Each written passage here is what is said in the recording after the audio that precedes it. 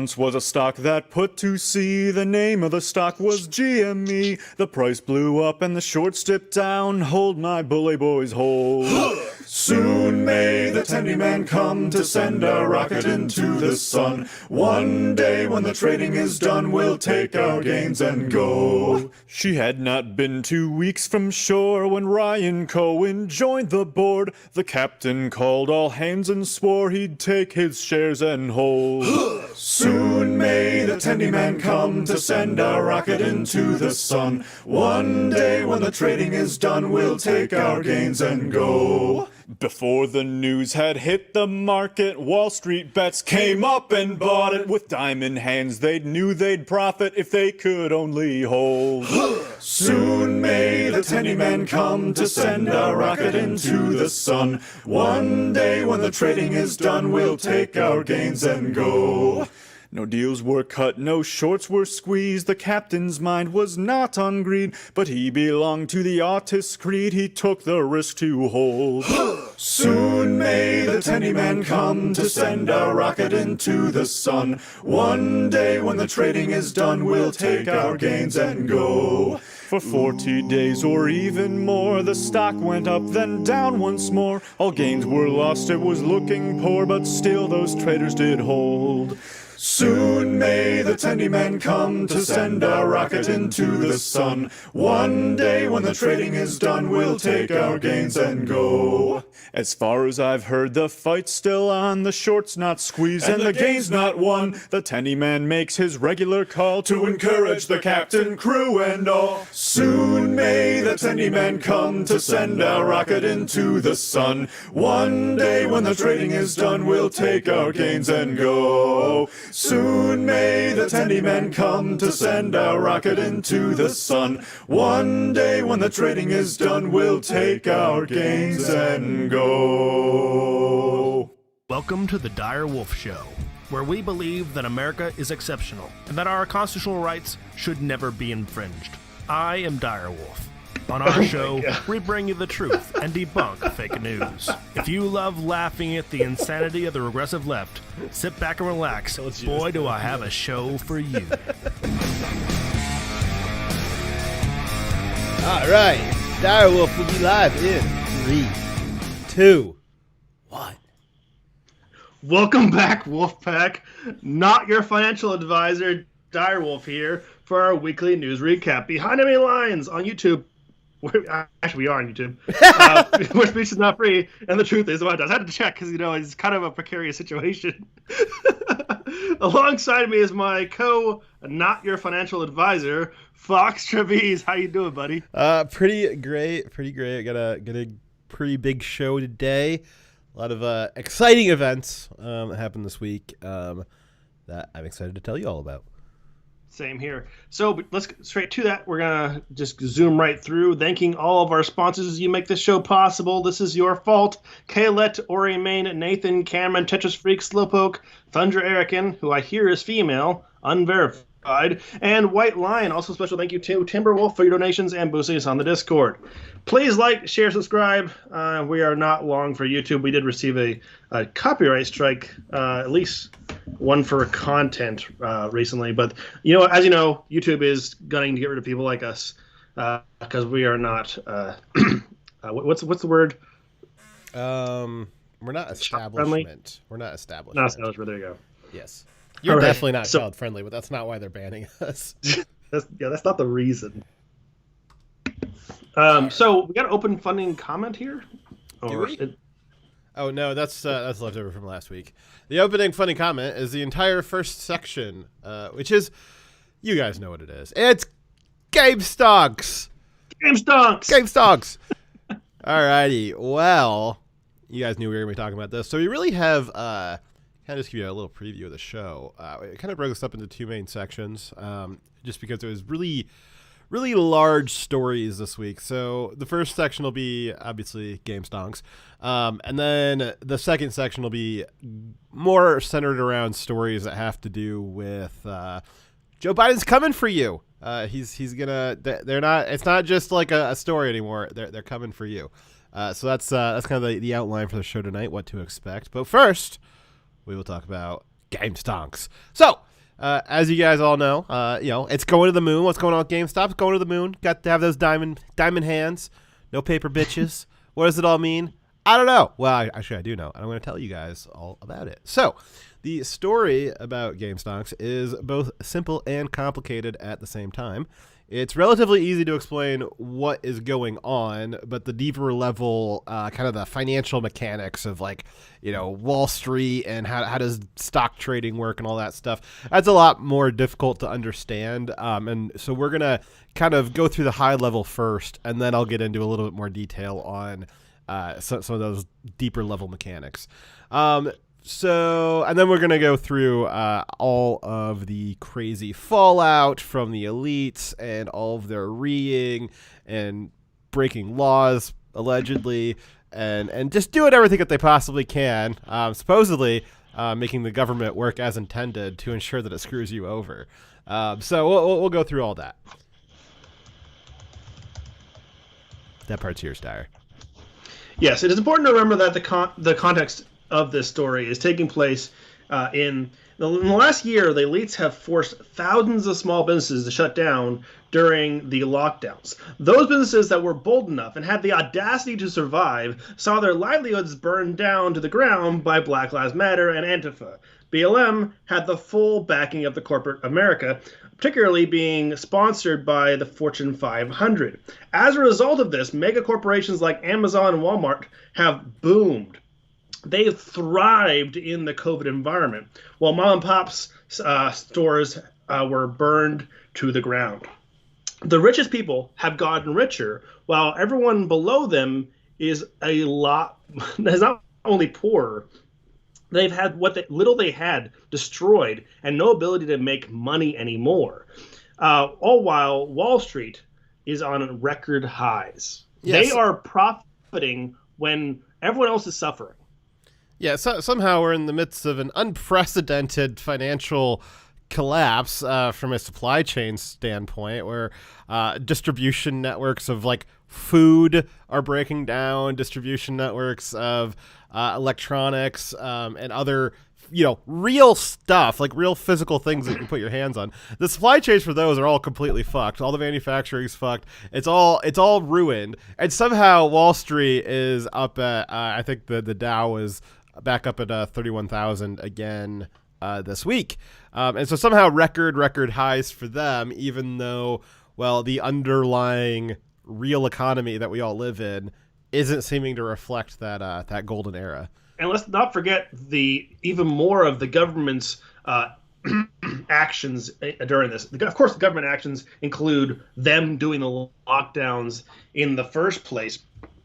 But they also, after their actions resulting in many businesses being destroyed and many people losing their jobs, their way of dealing with the problem is to throw you $600, right? And say, oh, this little Band-Aid, these crumbs will fix the insurmountable damage we've caused, right? Well, and I think some of them are coming to regret that $600 bone they threw us because of what people are doing with that $600. Right. So, the thing that happened this week is directly related to the decline in general in the public. So, as Dyer was just talking about, the general decline in the economy over the last year, the destruction of mom and pop stuff, all the way up through even mid-sized companies like GameStop is kind of a mid-sized company. They were just gutted this year. A lot of them weren't doing super hot anyways, but this year, or 2020, did not do them any favors. And the biggest companies are prevailing. So GameStop is a well-known company to anyone that isn't in CNN. CNN put out an article this week trying to explain the situation, and they said GameStop is a little-known company. They can't stop showing how disconnected they are from the rest of society. Yes, they've never nobody at CNN has ever even heard of GameStop because that's in a mall, and they would never catch themselves somewhere as pedestrian as a mall because they're just so much better than you. And they don't think even that have because kids that do video games, I'm assuming. yeah, because they think that because they've never heard of GameStop, that just almost nobody's ever heard of this. It's like having a group of three friends, and you turn to your two friends and say, "Have you heard of this thing?" And they say no. Says, well, then Noah must have heard of it because my friends haven't. I just can't imagine sitting in CNN pretending like I'm supposed to like be writing about stuff that's like I'm an expert in, and then like not knowing what. I'd be like, has anybody ever heard of this company? This GameStop? Is that how you pronounce it? What? Yes. Just like you think you're so smart, and then you have never even heard of like a very basic company that there's like thousands and thousands of locations of. One of the major distributor of game systems. It's the place that you stop for games. So again, well-known company. I would be tell us in chat if you had not heard of GameStop before this week. We'll call out your name and make fun of you. So let's see. So the company, as a lot of you have probably been aware too, GameStop's not been doing super well for the past several years. And as I was just saying, 2020, due to the lockdowns and just generally people having less money to spend, was coming around to finish GameStop off. There's a lot of people speculating this is going to be kind of the end of GameStop, but didn't have to be. It didn't have to be. So hedge fund Marvin Capital wanted to make a quick buck off of the demise of GameStop, and they placed a bet that the price of GameStop stock would go down. Now, they didn't just bet a little bit of money on this. They bet a lot of money that GameStop was going to go down. They bet a ridiculous amount. We're going to explain more about that in detail later, but just what you need to know for now is Marvin Capital made a really, really large bet that GameStop stock was going to go down. And we all know what happens to a bet that you lose. You lose that money. So, Right. Let's see here. So seeing that Marvin Capital made such a large bet against GameStop, a subreddit called R Wall Street Bets took notice and realized that they could take the other side of the bet. They realized that they could bet that GameStop was going to go up and not down. And that if GameStop did go up, they could make an awful lot of money by taking the other side of that bet. Let's see here. And at the same time, that would cost the hedge fund, Marvin Capital, an awful lot of money in the process. And so really what Marvin Capital was trying to do by making those bets that GameStop was going to go down, they made such a big bet that it Be actually... gone from me, you soy boy beta cock. The transaction is complete. Slowpoke with another super chat that cannot be read aloud. Thank you. Much appreciated. We're proud of you. So, by GameStonks, don't send us that. No, I'm just kidding. You can send us stuff. Well, we promise we will make the hedge funds hurt as much as possible if you send us monies. Okay, so We should do everything donated on this show. I'll donate to stuff when this GameStonks, but that only benefits me, so it's not really a charity. Well, it depends on if you think it's going to keep going up or not. Okay, so one of the reasons why Wall Street Bets did this was partially because they did think that they could make a lot of money off of it. And the other part is because even if they didn't make a lot of money off of it, it would really hurt Marvin Capital. And the reason why, you might ask yourself, like, well, why just pick on Marvin Capital? Like, why pick them to just, do something mean to? Well, because they're doing something mean first, but trying to destroy a company. Yeah, so what Marvin Capital did in betting so hard against GameStop is that was actually enough of a bet that it did itself drive the stock price down. And this is a technique that hedge funds have used for a very long time now, where they will make these massive, they're called a short, they'll make these massive shorts, these massive bets against a company, and that bet itself will collapse the stock price down to zero, and then the hedge fund gets to make a bunch of profit over collapsing this company. Now, GameStop, like, people still work there, even though it's not like the best company in the world. People do work there. Like, they are employing lots and lots of people. They provide rental income to malls. They're a pretty good part of the economy. Again, they're maybe not the most profitable company, but they're certainly they're doing stuff. Part of the ecosystem. Yes. Of the market. And again, we've seen this all year long. Is companies that we knew and loved being collapsed because of the lockdowns, and large companies like Amazon and Walmart that are able to survive this kind of thing, and the big chains, they can survive these kinds of lockdowns, and they just gobble up all the market share. And so Melvin Capital is one of the many hedge funds that's been trying to vulture all of these struggling companies the last year, and they were trying to be a vulture over GameStop, and they were going to try and kill it themselves and then profit off of that. And so Wall Street Bets said, yeah, screw you guys. If we just throw a little bit of money each into GameStop stocks, we can drive that price up, and it'll screw over Melvin Capital, and it'll save GameStop.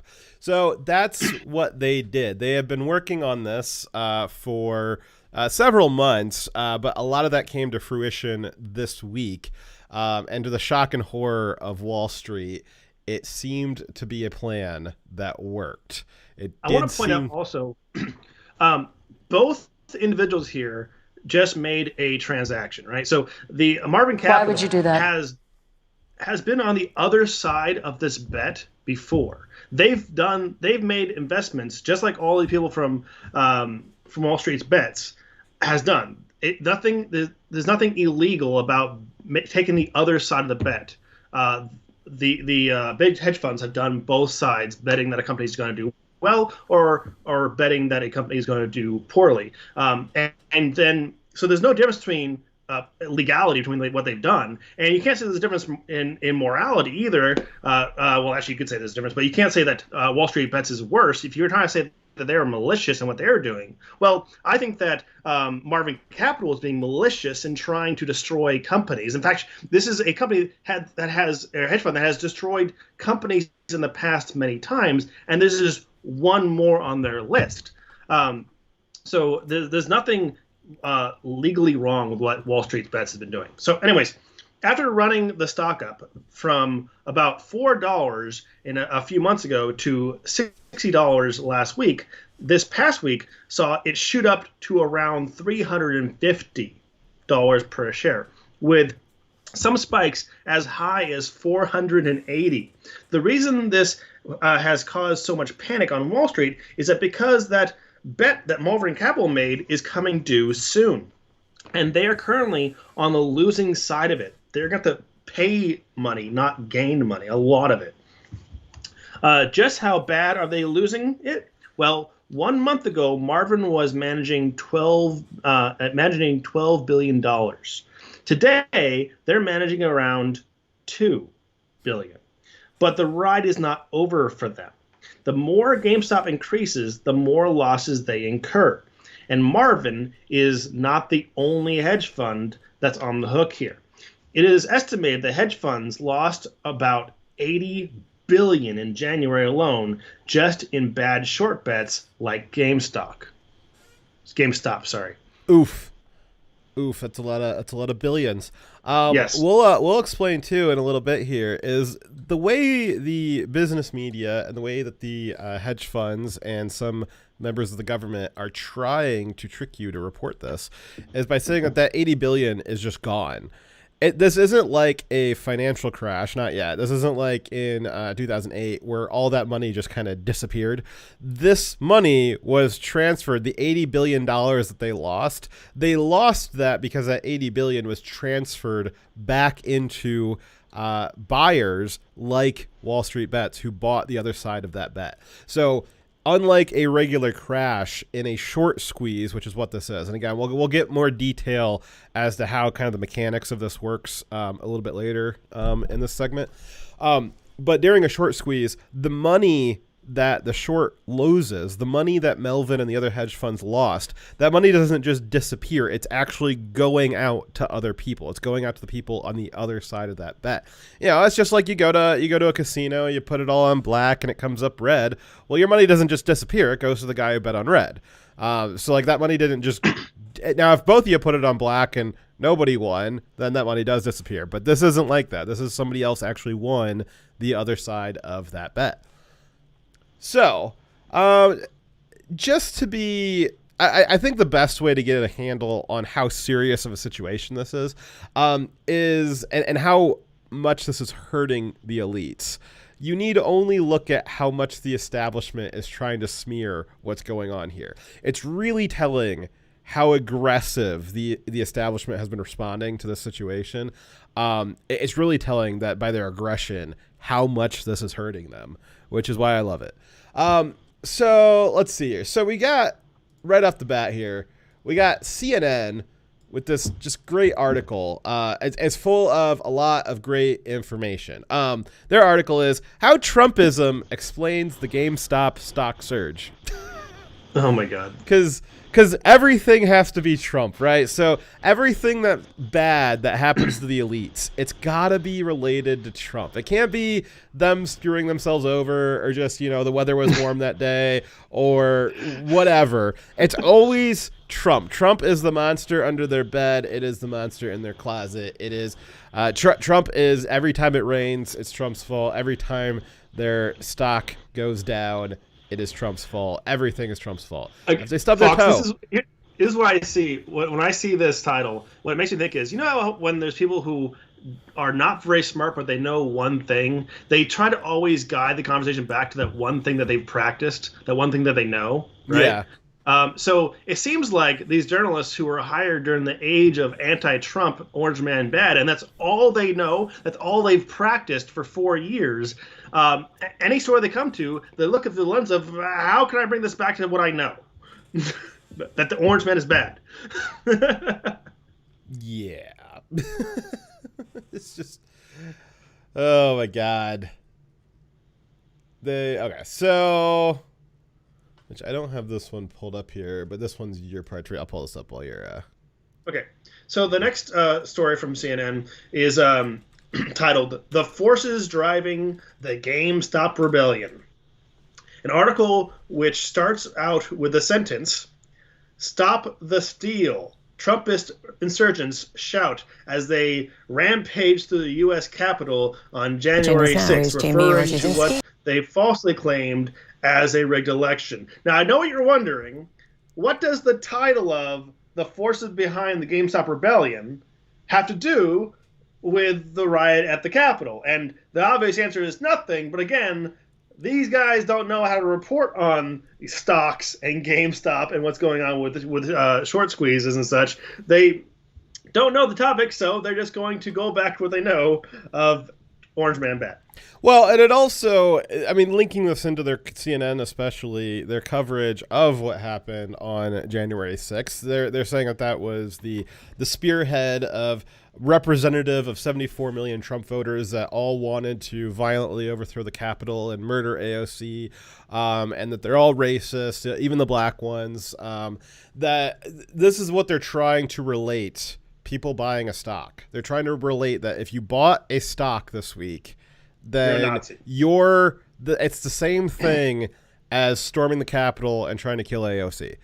There's no functional difference. You're a racist, you're a bigot, probably homophobic, especially if you're black. They're trying to equate these two things, that Orange Man bad and then people who buy stock bad too. This has two benefits for them. First off, they get to further demonize everyone who's on their political adversaries, right? But also they get to discourage people from joining in, because there's an incestuous relationship between the elites in the media and the elites on Wall Street. A lot of them are very much connected, and they are the media is defending them. but the news coverage often helps to cause those crashes that are benefited by Wall Street. In this case, they're helping to discourage people getting involved with the GameStop rebellion by telling them, well, if you do this, then you're a Nazi. You're a hateful, racist bigot. So this is just them shoring up their side. So here's this whole article is full of nonsense, but it's pretty telling. When a psychiatrist is talking to a crazy person, the crazy person's spouting off nonsense, but in the nonsense you can kind of pick up certain things and learn about the crazy person. You can kind of learn what's driving them, even though what they're saying is utter nonsense. I think that's this whole article. This whole article is CNN just spouting out crazy nonsense, but in that you can kind of derive in the ink blots. Okay, I get where I can kind of understand where their damage is. Like, what about them is the damage? So this paragraph here is the part. It starts off with the sentence I referenced earlier. So this is from CNN. Quote: "Few people had heard about GameStop before this week." Wow, your guys' privilege showing there quite a bit there. I think that the idea, as I said earlier, the idea that few people had heard about GameStop before this week, that's just it's just factually not true. Yeah. It's just not. Look at how many sales they make. Yeah. how many individual persons have bought from them. It's in the millions. Yeah. Yeah, it's just one of those things where there's just absurd disconnect between CNN, the elites in the big cities, and just regular Americans. Okay, so few people had heard about GameStop before this week, much less about GameStop stock, GME. But two groups, the members of an online forum, social media platform Reddit, and Wall Street financiers, who had bet heavily on the failure of the company. In the past few days, the two clashed in what amounted to financial warfare. Everything has to be like CNN just loves that violence porn. Like everything's got to be warfare and fighting in the streets and all that stuff. They always like to try and gin this up. So let's see. CNN continues. The online youngsters. Okay, so they're trying to build this image for you that all the people on Reddit are like small children. They're either small children or they're like mentally infantile, which may or may not be true, but this is a way of trying to smear it. So you got your regular normie who's like reading CNN like unironically. Like I read CNN to like bring you the stupid shit that CNN says. But there are like people out there in the world. I know it's hard to believe, but there are people out there in the world who unironically will read CNN and like, oh wow, that's interesting. I didn't know that. And they'll like think that they're getting real information. So you've got these like regular hyper normies at this point who will go out there and read this unironically and they'll be like, oh, online youngsters, like, oh shucks, like those young whippersnappers, they're just out there causing trouble. That's dangerous. Yes, they shouldn't be allowed to do that. That's just not right. And so they're trying to create this narrative that everybody on the Wall Street Bets side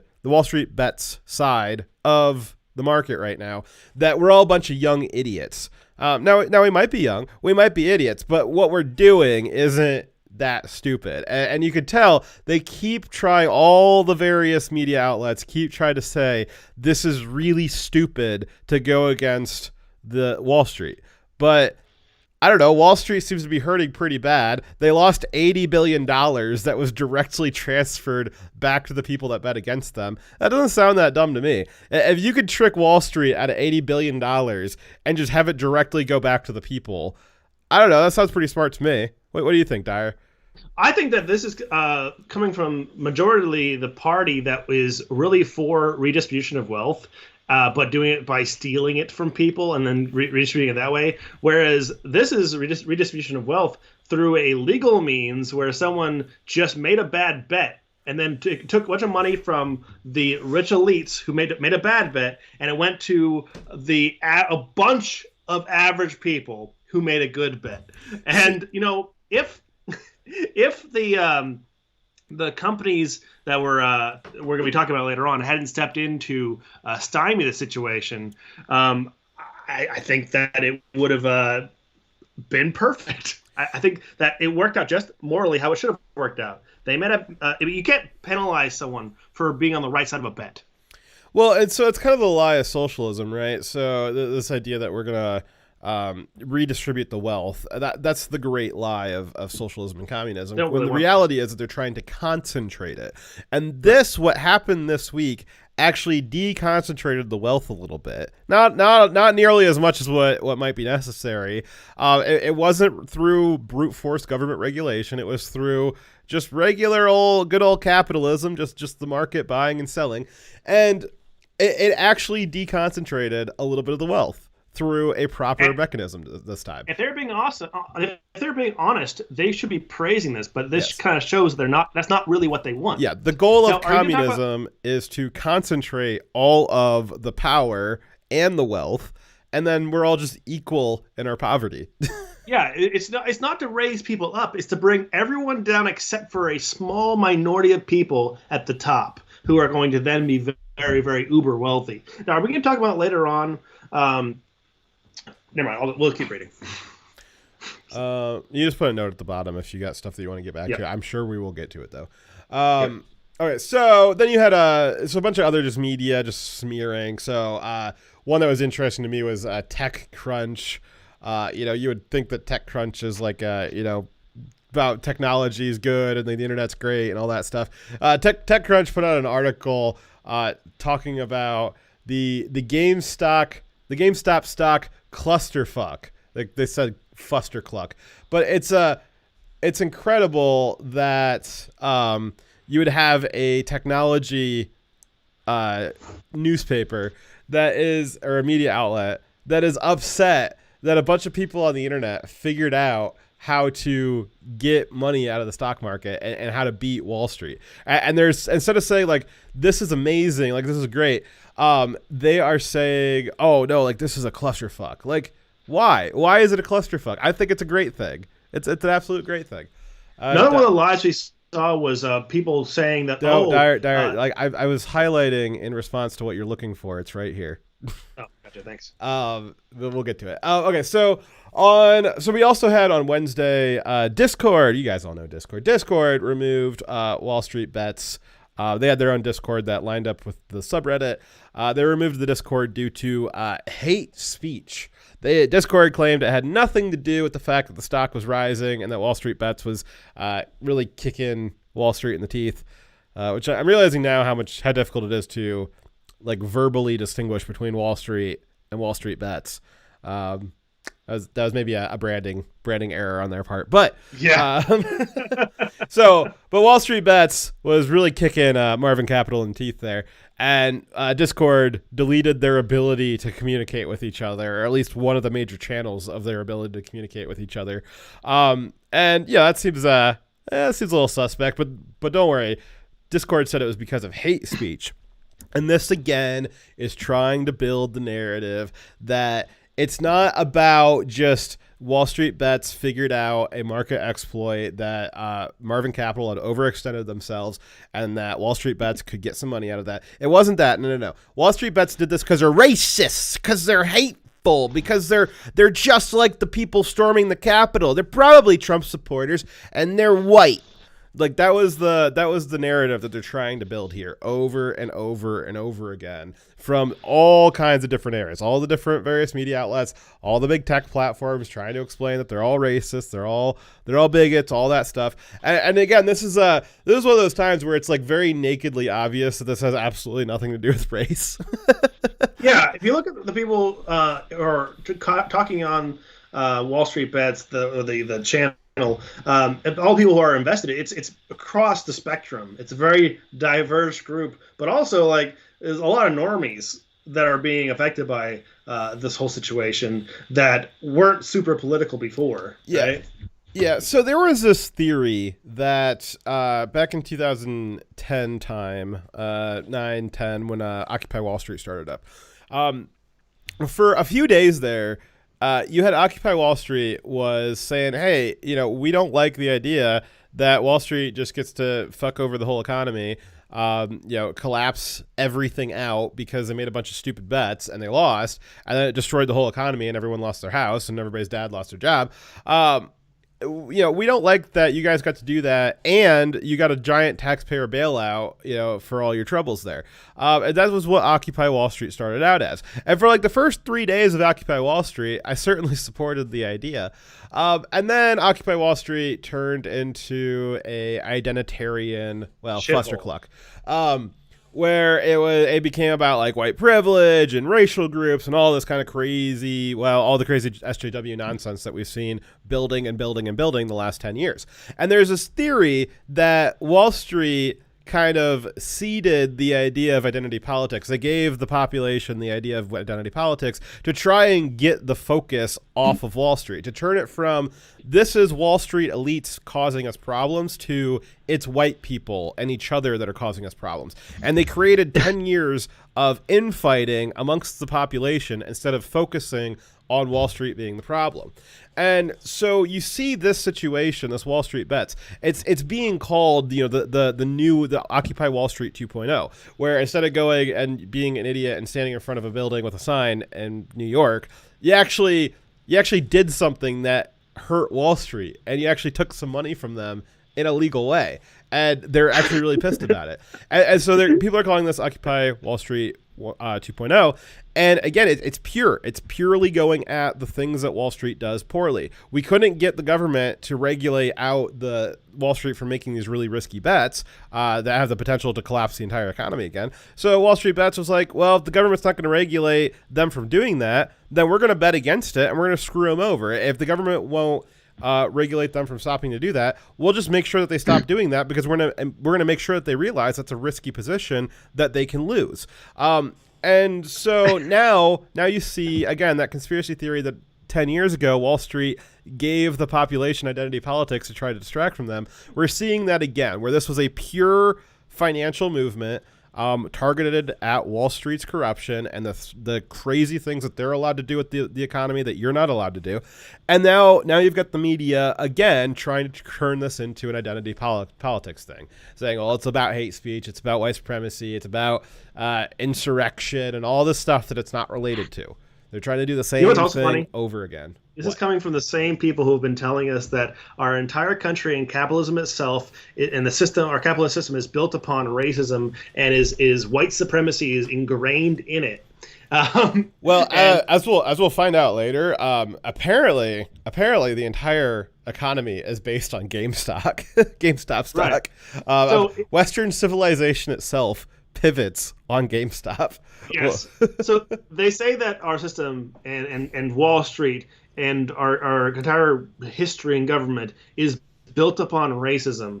And so you'd think that the Democrats would be supporting us in tearing it down, at least one part of it, right? But nope, they actually are completely opposed to it. Strange. Yeah, like I said, we'll read an article towards the end here where they got it wrong. Our whole Western civilization isn't built on racism. Western civilization is built on GameStop. Yep. Let's hear. So on Wednesday, after Discord removed them, their Reddit, the Wall Street Bets Reddit, was also down for several hours, but it is unclear if this was nefarious or not. It is actually believed that it could have been the Wall Street Bets moderators themselves actually paused the Reddit because there was such a large influx of people. I think that they had like 2 million members a few weeks ago, and I think they got up to like 6 or 7 million members this week. So they had a pretty big influx of people trying to get on board with the rocket to the moon. All right, so we also had of the prominent media shills out there trying to smear Wall Street Bets and anybody who joined on their side. Because again, there's a lot of people joining in on the side of Wall Street Bets who aren't necessarily on Wall Street Bets subreddit. Let's see here. So CNBC has been way out in the forefront of smearing them.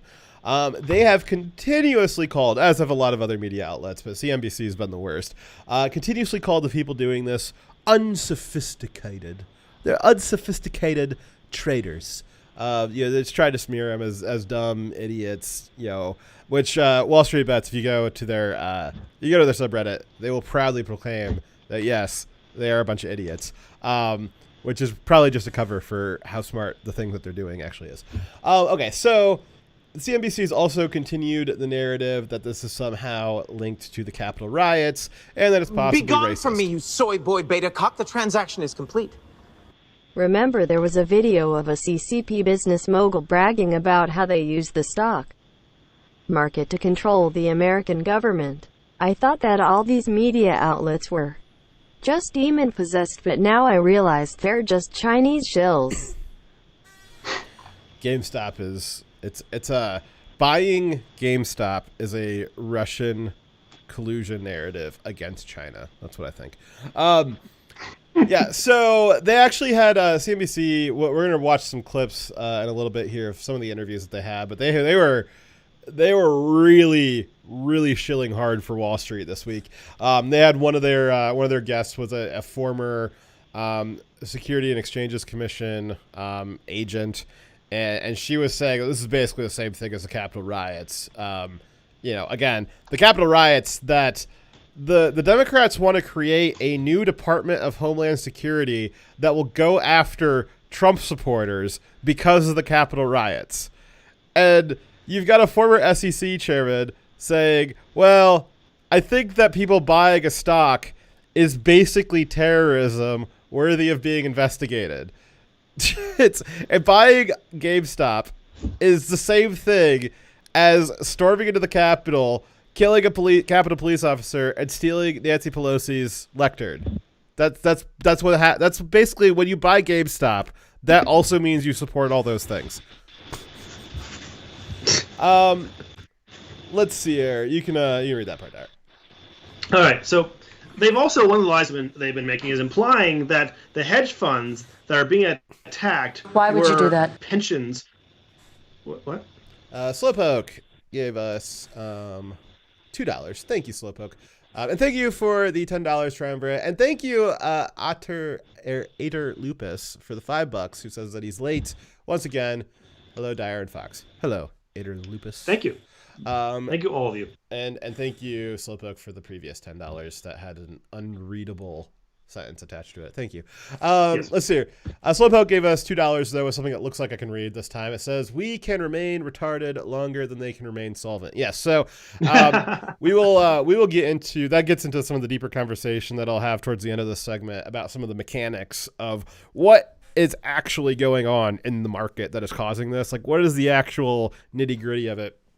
And part of it is that the media keeps saying that the stock is overvalued and that it's irrational for the stock to be that high.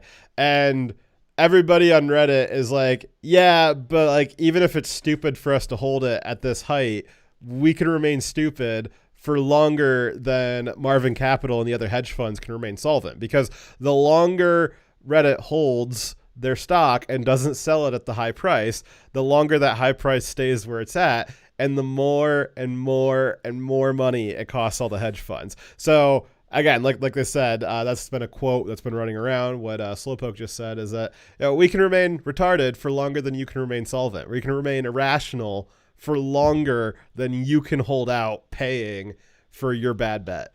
And that's the gamble here. And I'm happy if the cost for them trying to destroy a company is that their company is destroyed. I would find that as just desserts. So it is also a product of their own doing. So another lie, as I was saying before, is a lot of the news companies have been saying, or newscasters have been saying, that these hedge funds that are being attacked, that the ones that are losing all this money, are actually people's 401ks. They're saying by doing this, Wall Street bets and all the people who are buying on GameStop, they are actively hurting people's retirement funds. Well, that's just terrible. A bunch of Redditors are you telling me a bunch of racist Redditors that want to take over the government, that they're hurting the common man's 401k? Is that what you're telling me, Dire? That's just so evil. How could they do that to people?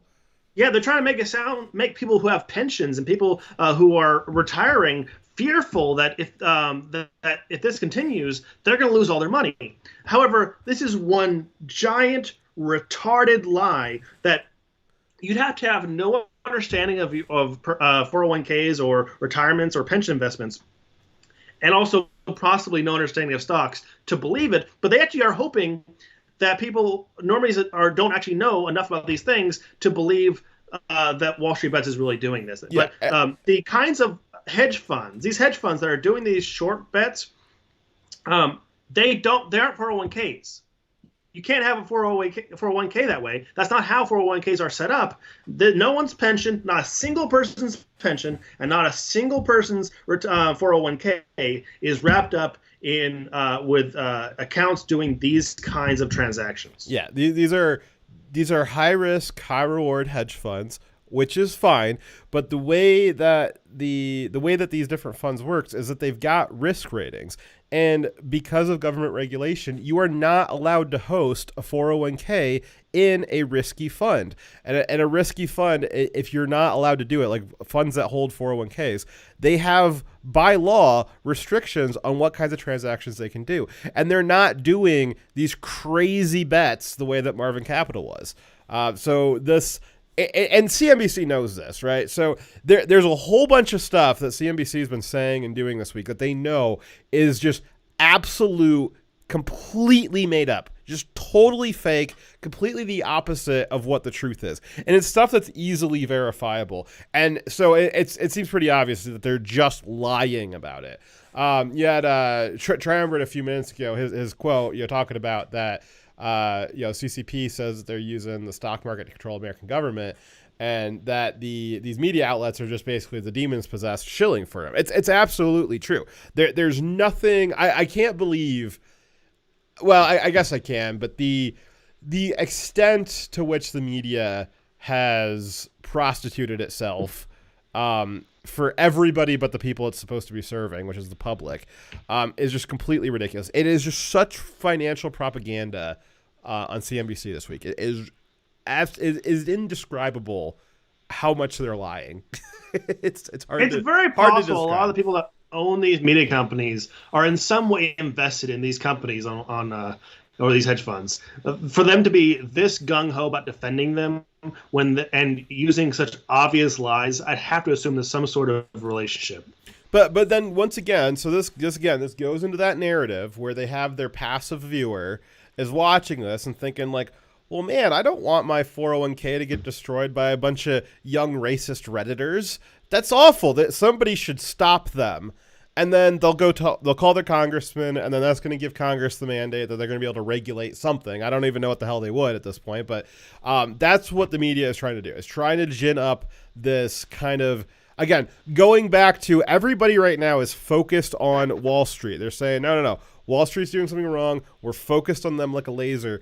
And the media is doing everything it possibly can to distract us by trying to get us to go back at each other's throats the way that identity politics has us currently and has had us for the last 10 years. They don't want us focusing on fighting them. They want us focused on fighting each other. And that is what these lies, these absolute lies, are trying to pit groups against each other again. And it's ridiculous. Let's talk about what they could actually do to regulate, because what did Wall Street Bets do? They made a transaction, a type of transaction that's been done let's wait until we get to the part where we describe how these transactions work. We'll get to that part after. Okay, well, it's hard to have that discussion without or prevent average people from contributing to the stock market in its entirety. If they're going to try to make this illegal, you have to make I know. It's hard to have that conversation until we've gone through the description. I know me and you know because we talked about it offline. We'll get to that, but it's still a statement that could have made without being interrupted, and then we can continue and give more detail about it later. Go ahead, Dyer. Anyways, I just made it just with a lot of interruptions. Now continue. All right, so let's see here. The other lie that they keep going for is that this is a pump and dump scheme when it's not. I'll explain more why on that later on. You've got politicians like Elizabeth Warren, who's supposed to be for the people. She came out this week in defense of the hedge funds. Surprise, surprise. Calling on regulatory agencies to look into if there was anything illegal going on the side of Reddit. Not if there was anything illegal going on with the Melvin Capital, them losing $80 billion doing these crazy bets. We don't care if that's illegal. Not them trying to destroy a company. We're not going to look into that. Yeah. It's still like Elizabeth Warren doesn't care if they evaporate GameStop and probably kill off 30 to 50,000 jobs. And probably decent paying jobs too. No, Elizabeth Warren doesn't want that. She wants to know, did the Redditors do something illegal? Did those racist Trump supporters do something illegal? And again, Wall Street Bets is probably pretty apolitical. It seems like it's not one way or the other. It's just a bunch of people who want to make stupid bets on Wall Street. That's where it's at. Let's see here. So we also had this guy. So this guy's a massively billionaire, like not just a billion, but lots and lots of billions. So this guy, his name's Leon Cooperman. He was on CNBC this week talking about how he felt about you, the people, and what do the billionaires think about you? What do the billionaires think about you guys? Let's hear from him. The reason the market is doing what it's doing is people are sitting at home getting the checks from the government, okay? And this fair share is a bullshit concept. It's just a way of attacking wealthy people, and I think it's inappropriate. We all got to work together and pull together. Yeah, guys, we got to work together. We're all in this together, guys. We're all in this together while you're sitting at home by yourself, locked in your apartment, not allowed to leave. We're all in this together while he's on his yacht, probably is still allowed to fly. He doesn't need to worry about the airport because he's got a private plane, right? It's probably a whole fleet of private jets. We're all in this together, man. It's so amazing him getting pissed because it's largely believed that the stimulus of $600, that a lot of this GameStop stuff has been driven by that extra $600 everybody got, which is really great for that $1,400 coming down the pike pretty soon here. He's pissed that the government just gave people money and then they used that money to fuck over Wall Street. Might I introduce you to the bailouts? The bailouts for the last 20 years. The government has been giving literally trillions of dollars to Wall Street, bailing them out of stupid bets that have destroyed the economy, destroyed real businesses, taken your house, destroyed your jobs, all of that. Wall Street does all that stuff, screws it up, then the government gives your tax dollars back to them, just gives them all of this money, and all Wall Street's got to do is sit at home and wait for that $600 check to come in. And am I right? And then they use that money that the government just gave them, your money, and then they use it to fuck you over again. And then this guy, that happens one time in the other direction, and this guy loses his mind, says it's all bullshit, you're just doing it to attack the rich, how dare you, we should be all in this together. Well, we all are in this together. Yeah. Well, I'm together with all your money, and you're not, so. Yeah, all of us, not counting you, are in this together, but don't try to pretend that through all this lockdown where you've been completely insulated from the consequences. In fact, you probably benefited a lot off the suffering of other individuals who were barely making it, a lot of people who didn't make it. You're profiting from that. And no, we're not in this together. And then what you're mad about is that those people who were given crumbs from the government to make up for the massive amount of damage that doesn't even come close to making up for the damage. You're angry. They took those crumbs that they were given to make a good bet that you were on the wrong side of. That's absurd. Yeah.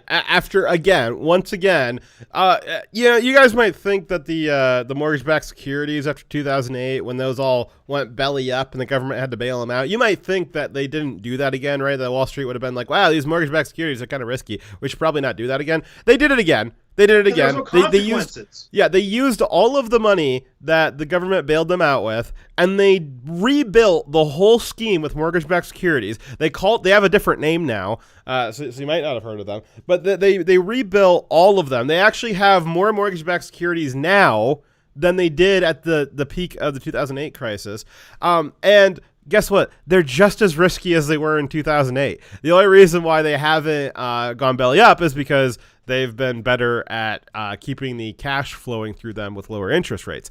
But they used that to screw us all over. They used helicopter money from the government to screw us all over and over and over and over again.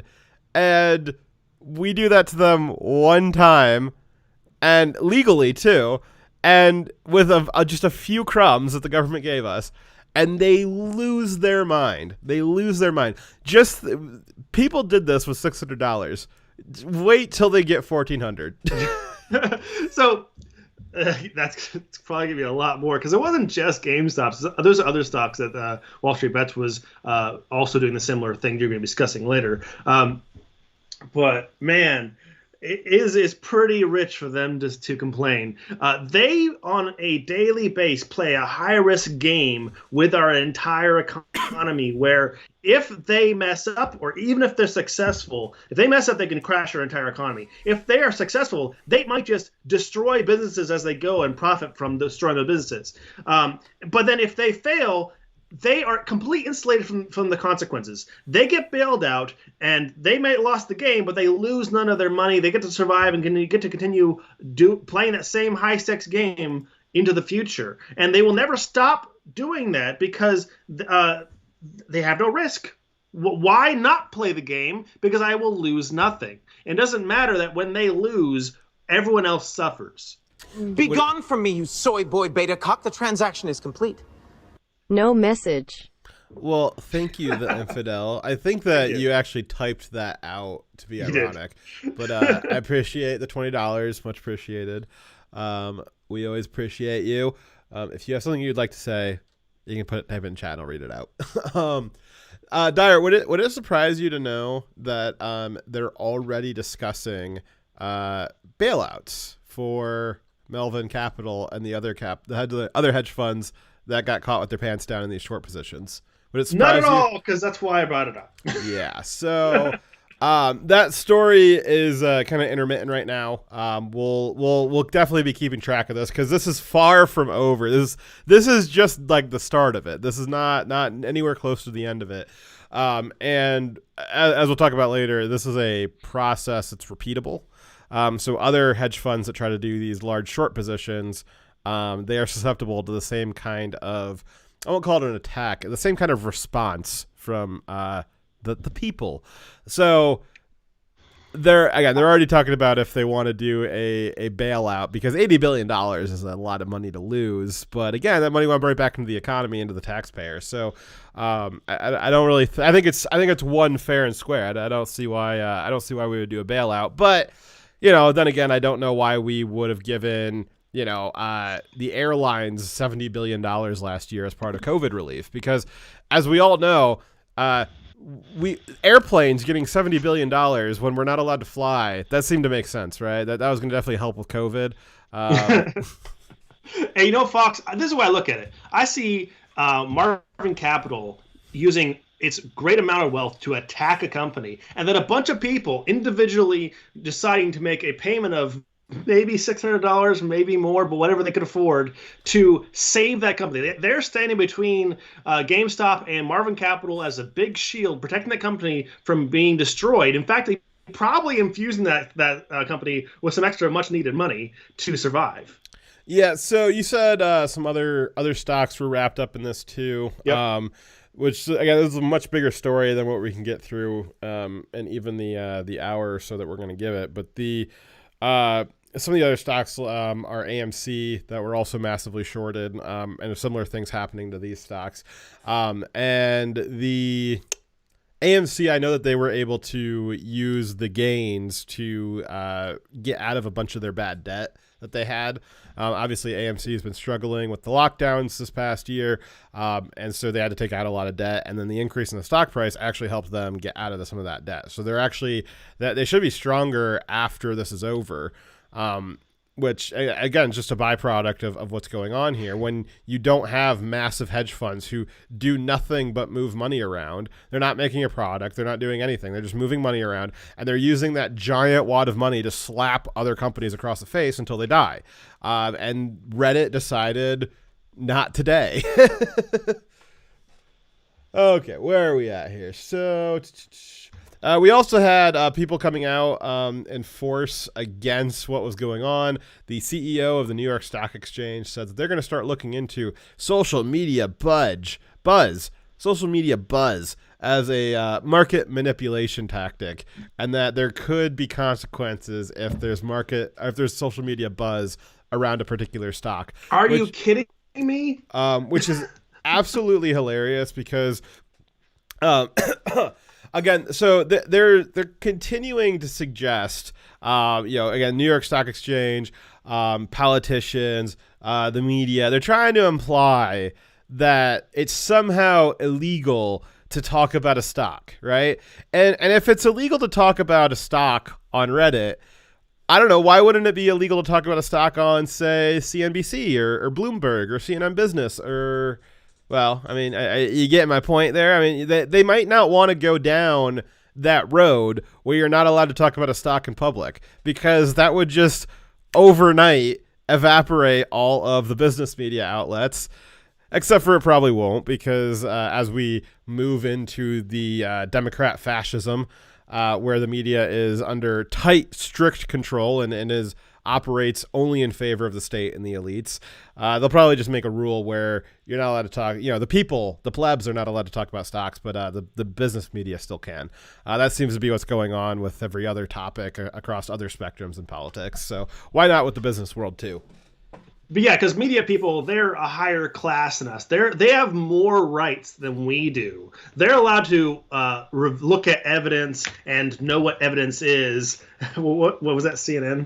Yeah, that was CNN back there in the Hillary Clinton emails thing when they got leaked out. And Chris Cuomo said, we as the media are allowed to look at these leaks, but you as a citizen, you're not allowed to look at these leaks. It's actually illegal for you to do it. It's legal for us to do it because we're in the media. But if you're not in the media, it's illegal for you to look at it because, the media is some kind of like citizenship plus. Like you're not just a regular civilian. You're a civilian plus.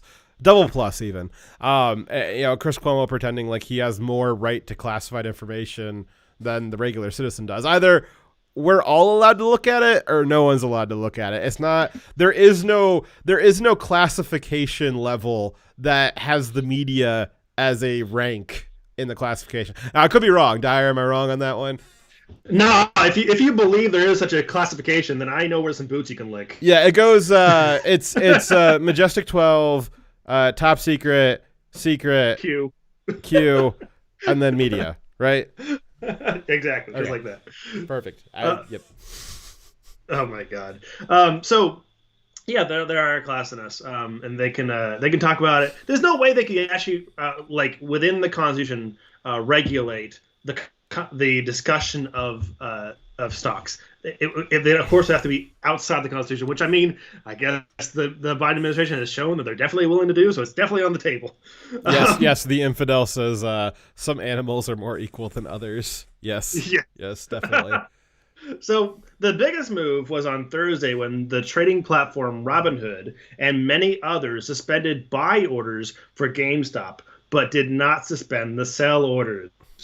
The price only goes up if people are buying the stock. If you are making it impossible for large portions of investors to buy stock, then it can only go down. It was that right there is a market manipulation. What Marvin Capital was doing was a market manipulation by way undershooting that stock. They were manipulating the market. Discussing the stocks is not a manipulation of the market. What Robinhood did and what Marvin Capital did was. Well, and then there's also this other technique where you have this kind of union between the hedge funds shorting stuff and then the business media. So it's been it's not been speculated, it's just been an observed pattern that the hedge funds will take massive short positions on companies that they want to destroy.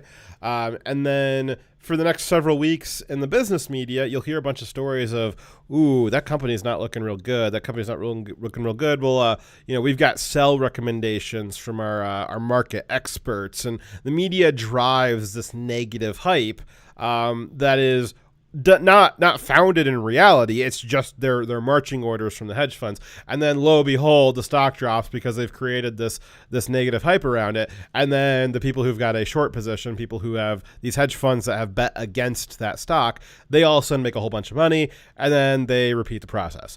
So as an example of that, GameStop is a great example of how they were shorting the stock for GameStop when it was actually way lower than what the stock value for the company should have been, and they had a potential to have a much higher growth soon based off of products that were coming coming out, they actually if you were being realistic about what the actual trajectory of the company was, and actually trying to, bet like on their actual reality, rather than a reality you're trying to create, you'd be saying that GameStop stock should have naturally gone up in value. Yeah. So some examples of that are we just had Xbox and PlayStation just came out with brand new consoles. It's been a while since the last generation, so that was a big deal. We saw in the last 2 months, GameStop revenue has gone up 600% because people are out there buying consoles, buying games for the new consoles. A lot of people thought that the next generation was going to be digital only. That's not what happened. Both Microsoft and Sony put out new consoles that both had disc options.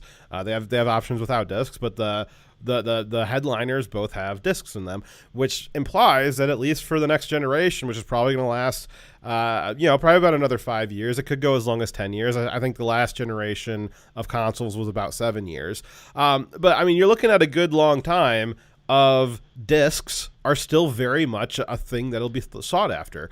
A lot of people get the disc version of a console because they want to have the physical disc, which, and that might be a better and better idea moving forward, just because of the way politics and cancel culture is going. There was several examples the last couple of years of Sony locking people out of their digital accounts because of, politically incorrect things that they may or may not have said. And then all of a sudden, these people, they have these digital-only games that they paid for, and now they're locked out of them and they can't use them because Sony didn't like what they said. And so having a physical disc kind of prevents you from having to deal with that, because now you have it. You got a lot of people who have slow internet. That's kind of an elitist thing, is just, digital download only. Some people don't have fast internet. There's people in other countries. So there's a whole bunch of reasons why GameStop could have been on at least the up or a stabilized trajectory, not failing out. There was a massive position in GameStop that was purchased by the founder of Chewy, which Dire knows a little bit more about than I do, but Chewy is a very successful online pet store. My wife uses it. What's that? Yeah, my wife uses it. It's got great prices. And so this Chewy guy, he bought out GameStop, and he had just gotten onto the board, I think 2 months ago. And he had this big plan for how GameStop, because he bought enough shares to control and a large interest in GameStop. And so he had this big plan for what he wanted to do for GameStop turning into more of an online retailer so that they could survive into the future with more digital sales and things like that. So you had every reason why GameStop should be going up, and yet you still have Marvin Capital taking out a gigantic short position on them, betting that they're going to fail, when there's a bunch of reasons indicating that they should be doing well into the future. Hey, do you mind if I shill why Chewy is so good for if you're a pet owner, real quick? Yeah, go for it. Okay, so if you go to PetSmart or one of the other pet stores that has a contract with Chewy, and they have a price, and even if it's discounted in store, that price is higher than what they have on the Chewy website, you can say, hey, here's the price on Chewy, and you can get that price instead. So the local store has it marked up a lot higher. And we're able to get a discount because we actually know they have a contract with Chewy. Well, you also have it delivered to your door instead of having to go pick up a bunch of bags of dog food. You actually have it mailed to you if you want. Dire Wolf Media, not sponsored by Chewy yet. Not yet. I mean, that's a good sponsor opportunity, though. We should look into that. Yeah, you should call them. I'm going to, now that I've already showed them out. Yeah. I got 1,000 dogs, and I use Chewy, so. I saved a lot of money on Chewy because I buy a lot of dog food. It's an insane amount of dog food. Yeah. All right, so this is my part. Okay, so like Dire was saying, the Robinhood, who everybody's pissed about, they are I'm sure you guys are familiar about it now, but Robinhood is an app that you can download. You can also get to it online with a desktop. But the basic idea of it is that it's a trading platform. There's no commissions on it, and their whole shtick is that it allows kind of the common man, the working class, to get access to the financial market so that they can get ahead in life.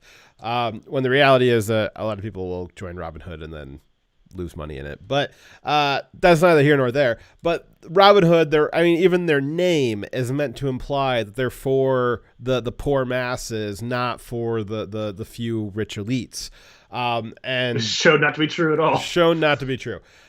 So there's been a lot of speculation. It's very unprecedented that they shut down only the buy side. And there was a bunch of other trading platforms, too, that also shut down the buy side of GameStop. And, again, a bunch of the other stocks that were related to this. Again, we're just focusing on GameStop tonight. But AMC, BlackBerry, Nokia, Tootsie Roll, I guess. There was a bunch of other stocks that were having a similar thing happened with them.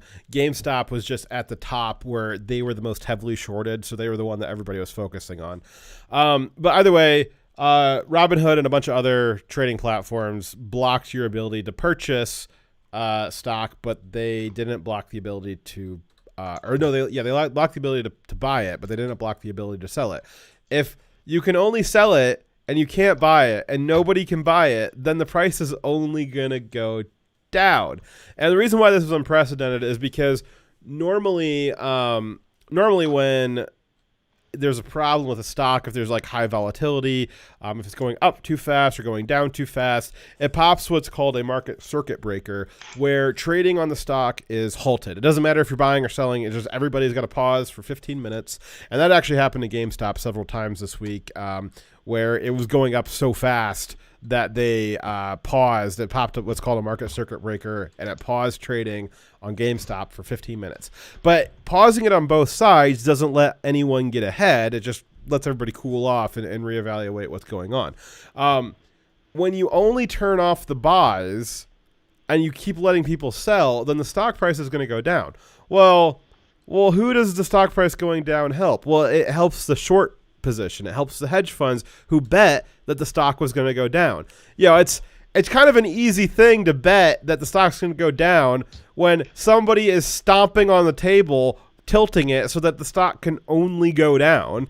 That doesn't seem very fair. And then the people who bet that it was going to go up, well, it seems kind of unfair when the market just decides, well, this stock can only go down now. It's like, well, that wasn't the deal when I bought it. The deal when I bought it was that it could go up or down. I bet that it was going to go up. They bet it was going to go down. I guess we'll have to wait a few days to see who's right. And then the trading platforms just said, nope, we're not doing a fair market anymore. Not a free market anymore. It is just a leaning market, and we're gonna tilt the scales. Literally gonna tilt the scales in the favor of the big hedge funds. And all you people who bought it expecting it to go up, fuck you. It's gonna go down now. Right. So can we watch that clip? Because actually it is the first time I think possibly in history that I agree with Chris Cuomo. This shocked me, but he interviewed the CEO of Robinhood and had some pretty good points. Alrighty. That's Chris Cuomo, I gotta say. But that's the thing, is that the trust is in question, because it seems like the only people who are getting hurt were the big shots. And that if they were benefiting from this, your small investors now believe that you wouldn't have shut down the game. And just one thing without getting in the weeds here. You don't control the listing venue for GameStop. Now, I used to work in finance, so I know this stuff, but the audience doesn't need to. The New York Stock Exchange does. So if anybody was going to control the listing and shut it down, it should have been them, but it wasn't. It was you. And the reason that they do it is very limited. They do it because they think there's evidence of fraud, or they think that there needs to be a material disclosure by the company that hasn't been made. And that's done to protect the investor. You check none of those boxes here because you don't control the venue. You didn't know about any information that GameStop or any of these other stocks needed to put out. You don't have any reason to believe there's fraud that you've articulated. And you're certainly not protecting these people who've been living the dream of making money, especially at the expense of the big guys. So why should people believe you did this for the right reasons? Well, we have no choice. We have to comply with all financial requirements. The SEC hasn't said you had to do this. Well, lots of brokers.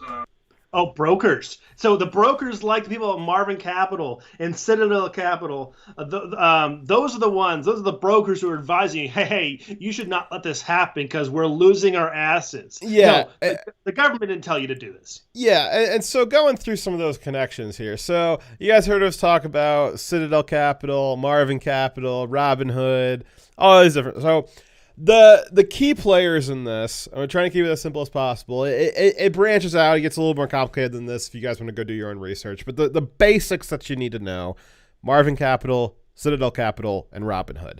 So Marvin Capital is the hedge fund that bet against GameStop. And they're the main hedge fund that the Reddit Wall Street Bets was trying to target to screw them over and hopefully make a bunch of money at their expense.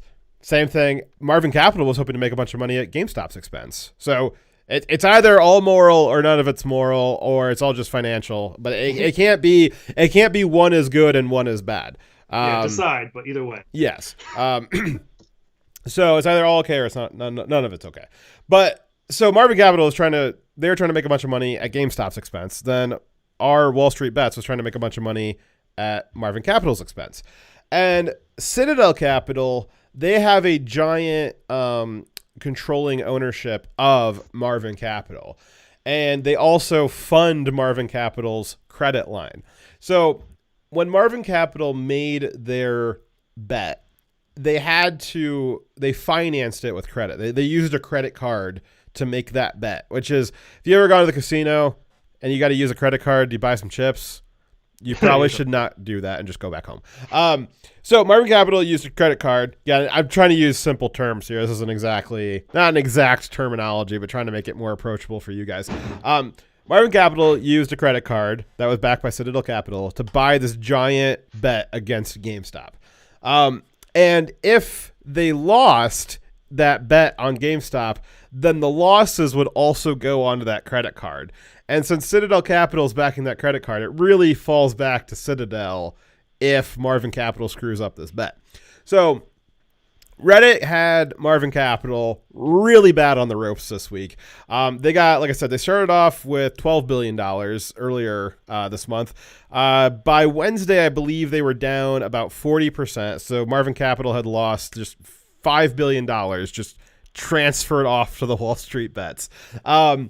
And at that point, Citadel Capital just gave them a cash injection of $3 billion more, which proceeded to almost immediately burn up the same way the first $5 billion did. So, like, in one day, Marvin Capital lit on fire $8 billion, except for they didn't really light it on fire. They just gave it to Reddit. If they had just driven a truckload full of cash of $8 billion just to Reddit and just dropped it off, it would have been cheaper for them. We're going to call it charity. It would have been tax deductible. Basically. And then by Friday, Marvin Capital had been down to $2 billion. So they really lost $13 billion this week because they lost their $10 billion from 12 to 2. They started off with 12 billion, now they're down to 2.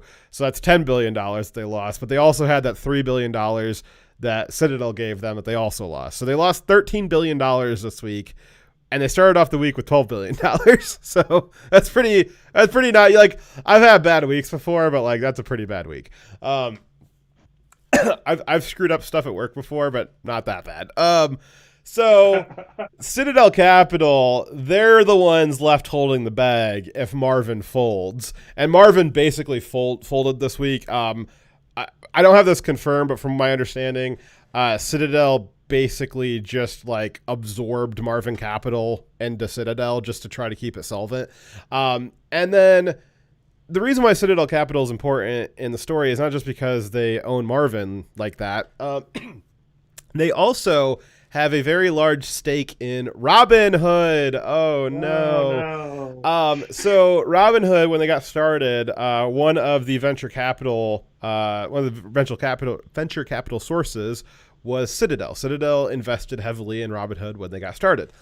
And then Robinhood uses Citadel Capital to clear transactions. So if you're using Robinhood and you make a stock purchase, Robinhood's not actually executing that trade. They outsource that to Citadel, and then Citadel executes that trade. So what you have is, let's see here. You've got Citadel. It seems pretty obvious the reason why Robinhood stopped the buying but not the selling is because Citadel owns their stake in Robinhood and in Marvin Capital. Citadel also processes the transactions from Robinhood. So it seems pretty obvious that Citadel, they were losing billions on one hand with Marvin Capital. And to stop that, they convinced Robinhood on their other hand to stop selling the GameStop that was breaking Marvin. I'm pretty sure it was less convinced and more directed. Yeah. So now, Marvin and Citadel, they're just the biggest ones that are losing out. They didn't lose all $80 billion this week, but other funds did. And similar to Citadel, there is another clearinghouse called Apex Capital. It's Apex something. I don't think it's Apex Capital. Probably is, though. They're not very creative with those capital banks. But Apex also clears transactions for stock trading platforms. So there was a bunch of other platforms. I think Weebly was one of the other notable ones that also stopped the ability to sell or stopped the ability to buy GameStop, but still allowed you to sell it. But Weebly's CEO came out and said, we didn't want to do this. Apex, who does their transactions, forced them to do it. They came out and just told everybody, like, no, like, we didn't want to do it. Like, we would have let you keep doing it. But Apex, the group that was processing the transactions, told us that we couldn't anymore, and they blocked our ability to do it. So, and on one side, you've got a clearinghouse that says, yeah, we're going to force the trading platforms to stop doing this. And then with Robinhood's like, no, Citadel didn't force us to do that, because if Citadel forced us to do that, that would be really corrupt of them. No, Robinhood just made that decision all on their own. Nope, it wasn't collusion. It wasn't a corrupt dealing. It wasn't Citadel Capital trying to stem its losses in a corrupt way. Nope. Robinhood just made that decision. It very much seems like Citadel Capital made Robinhood's CEO admit to committing a crime. At least it seems like that's what he's done. Yeah, so, I that's think pretty. Yeah, I totally agree with that. I do think I don't know what the hell. I think that guy's name was Vlad, the CEO of Robinhood, but whatever Citadel promised him, he admitted to committing basically a crime. Yes, allegedly, but yeah. I do want to point out, though, that now we have multiple hedge funds now appearing, and we of course require investigation, to have colluded together and to put pressure on another company or on other companies that are doing the stock brokering to manipulate the market. And in a very much, it seems like a antitrust kind of way, right? Well, so what you've got, I think, yes. But what you have is the people responsible for processing the transactions. They have a vested interest in those transactions going a certain way. And we're seeing this week that they don't have any problem and just saying, well, we're not going to process the transactions that don't go our way. Like, you can't, that's like, well, that's an antitrust situation where, like, they have a monopoly on processing the transactions. And they also have an interest in which way those transactions go.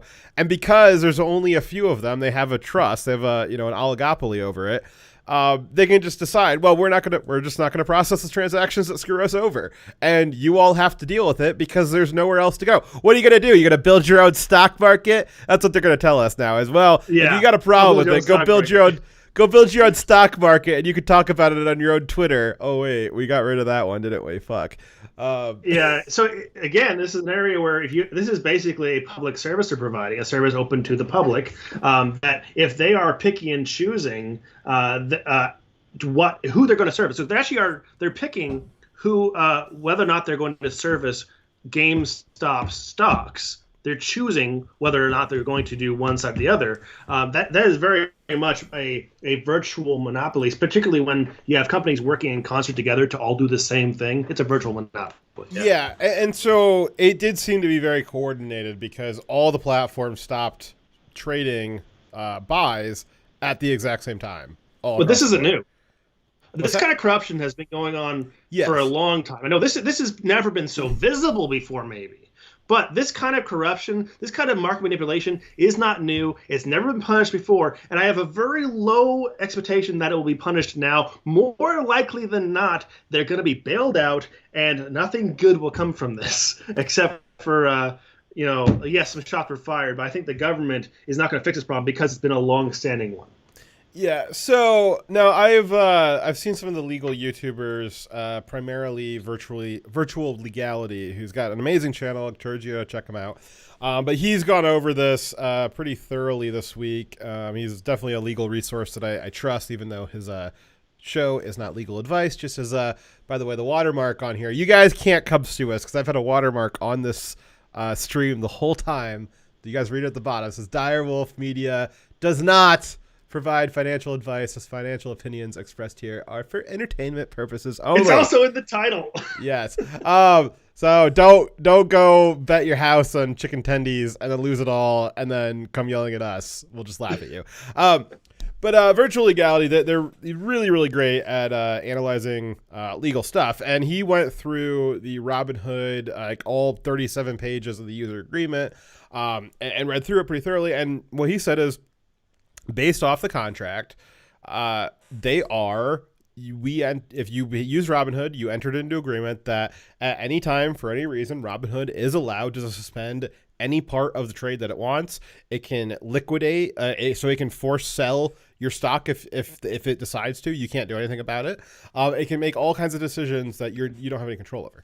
Now, that might be in the contract that you technically agreed to when you signed up for the app, if you did. But if I made a contract with Dire, or more likely if I made a contract with Dire for him to kill somebody, it might be in the contract that he has to kill somebody, and I'll give him $100,000. But like, just because it's in a contract that he agreed to, that doesn't make it legal. What's that? I'm still going to jail. Yeah. So that doesn't make it legal. So if Robinhood has in there that they're allowed to do these things, that's fine. Okay, that's what's in the contract, but that doesn't make it legal. So while maybe you don't have a route by saying, well, you broke the contract, because they didn't break the contract, you can say, well, the contract was null and void to begin with because the contract had illegal terminology in it. It said that you could do illegal things, which you can't do because it's illegal. So the law still supersedes the contract. So and again, that's what virtual legality was going through when he reviewed it, was that that's what the contract says they're allowed to do. You agreed to that, so they're not in breach of contract, but that doesn't make it legal. That doesn't necessarily mean that it's legal, right? It does need to be tested in the courts, though. And it is being tested, so they've got 2 lawsuits out already. One of them seems pretty weak because of the way it describes stuff. It also had a lot of typos in it. That kind of happens when you launch a lawsuit 5 hours after something happens, and it's got 100 pages in it. A lot of typos. Not nearly as bad as some of the Trump lawsuits, though. There's 2 that have been filed. There's another one on the way, and there'll probably be more next week because the amount of money that was potentially lost was quite substantial. It's really impossible to calculate. Okay, so do you have anything else you want to say on that? So the next 2 sections we got is going through the connections between Marvin Capital and all the other big players, and then we'll go through a more detailed explanation of the stocks, how that works. Did you have anything else you want to say before that? Nope, let's move on. Alrighty, so would it surprise you that there's a bunch of connections in the background here? So we already went over a few of them. Yeah, we did. So the internet being what the internet is and doing what the internet does, they've done some investigation into the actual people behind some great autists and some great research for us. Amazing autists. So it's becoming more and more clear that these aren't just random disconnected companies. They are all pretty tied together, like relationship-wise, behind the scenes. Citadel Capital has a large interest in Melvin Capital and in Robinhood, as we talked about. The Melvin Capital CEO also used to work at Citadel. And he used to be partners with the guy that's in charge of Citadel now. And they also both have been charged, not just charged, but they've been convicted of insider trading several times in the last 15 years. So, you know, with friends like these. You also have Janet Yellen, who is the former Federal Reserve Chair and the newly appointed female Treasury Secretary of the Biden administration. She was paid $800,000 to speak to Citadel Capital for 45 minutes. I wonder how she's. Which actually, I did hear that she has said that she'll recuse herself from anything involving the situation coming to the Treasury Department, which kind of makes you wonder. She was the head of the Federal Reserve, and she not just $800,000 from Citadel Capital. It's estimated that she's received like something like $10 to $20 million in total for speaking to various Wall Street firms. Is there any issue that could possibly come before the Treasury that she wouldn't have to recuse herself on? Like, you can't just, like, every possible thing that could come before her, she has a vested interest in. Imagine hiring someone who can't do any part of their job. Like, sorry, I can't deal with that issue because I was paid much money from that person or that person or that person. Yeah, why even have her as the Treasury Secretary? Because she has a vagina, and that was actually the response when the new press secretary was asked what her opinion on the GameStop thing was on Wednesday, if the administration had any opinion on it. And she responded by saying, well, I'd like to remind you that we have the first female Treasury Secretary. Which, Janet Yellen, for as stupid as she is, she has this, I don't want to go into a whole Janet Yellen spiel, but she has this idea that you can print money forever. And, I mean, she used to be the head of the Federal Reserve, so I kind of understand why she was the head of that, because that's all the Federal Reserve can do is print money. If you didn't believe that printing money solved everything, you probably wouldn't be the head of the organization that prints money. So I guess I can understand that. But that's a stupid idea. It doesn't work. But being the head of the Federal Reserve for like 6 or 8 years is regardless, that's a really big accomplishment. Like, that's a big fucking deal. And the Biden administration, the most important thing about her is that she has a vagina. Like that press secretary has a talent of telling the dirty truth. Yes. Which does actually speak. All right. So, we had also, speaking of the new press secretary, so Biden's new press secretary, who is not anywhere as there's almost a direct relationship to comparing how attractive Kayleigh McEnany was to how unattractive the new one is. And then also it's the exact same ratio for how smart Kayleigh was and how stupid the current press secretary is. So the current press secretary, Biden's new press secretary, her brother currently works as a Citadel Capital portfolio manager. Let this sink in here. We've got the government is taking an unprecedented interest in this situation. They've already had to have the Treasury Secretary recuse herself. We now have other connections within the Biden administration directly to Citadel Capital. And it kind of makes you wonder, well, it doesn't really surprise you that her brother works there when she's making statements like this. Let's listen to what she said on Friday when asked about the GameStop situation again.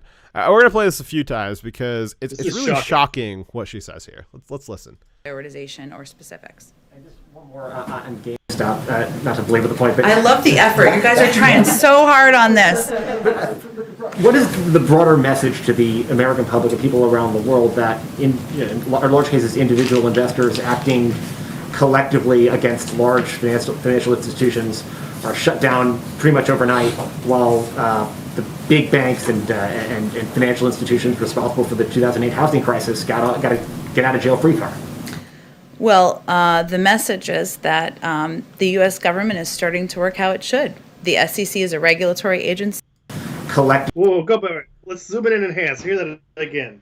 Yeah. Let's hear that big again. Banks and financial institutions are shut down pretty much overnight, while in large cases individual investors acting collectively against large financial institutions are shut down pretty much overnight, while the big banks and financial institutions responsible for the 2008 housing crisis got a get out of jail free card. Well, the message is that the U.S. government is starting to work how it should. The SEC You is hear a that, Fox? Yeah, Did you so hear that, Fox? I did hear that, Dyer. So again, that guy asked a question that was a little bit wandering, but basically his question boiled down to you have a bunch of individual investors, they get shut down immediately. They go up against the big banks who were allowed to get off scot-free after they caused the housing collapse in 2008. What is the administration's response to that? And she says the administration's response to that is that the government is working as intended. The government, the intention of the government, the goal, when the government is working properly, it keeps the little guy down. It acts as quickly as possible against individual investors. And yes, it lets off the big banks scot-free when they ruin the economy. That's the government working as intended. When it goes after the little guy and lets the big guy off scot-free.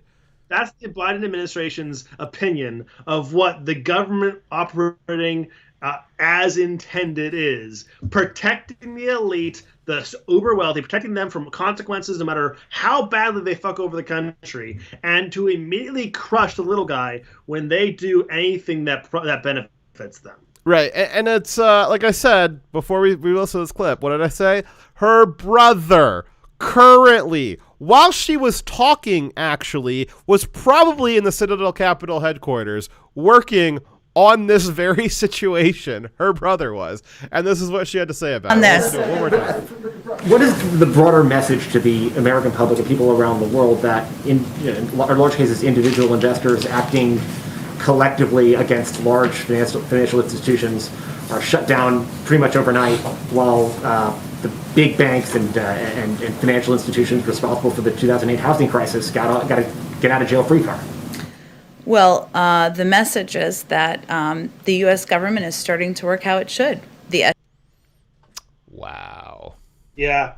You know, all these connections, and we haven't come to the... I'm just predicting at some point, this is all going to degrade down to a China connection. Because, you know, like I said, that the Chinese had said that they have swayed our government through the stock market. So I'm just waiting for another shoe to drop. Somehow there's going to be a Chinese connection. Yeah, now I know what you guys might be thinking. You might be thinking, now Fox Dyer, you guys are being a little harsh on her. She obviously misspoke. She misunderstood the question, right? Like that can't possibly be the Biden administration's position.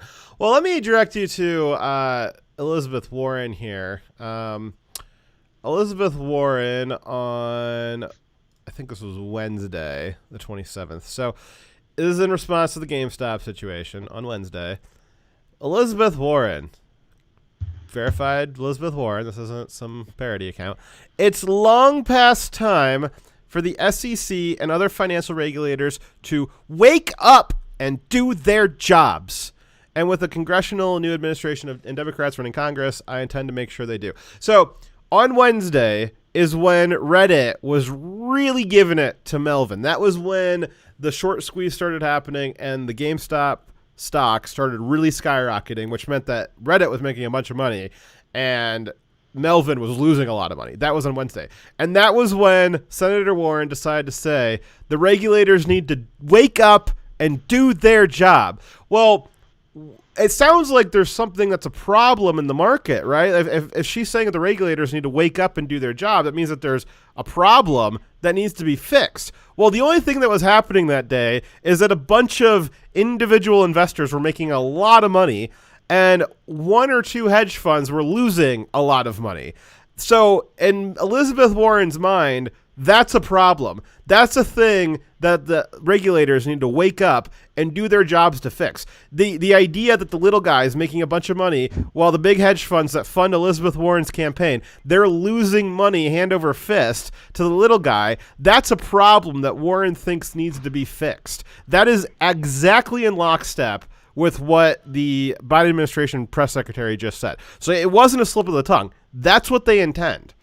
And so basically, you've got the timeline on this. So this is what Warren said on Wednesday. So on Wednesday, Warren told regulators to wake up and do their jobs.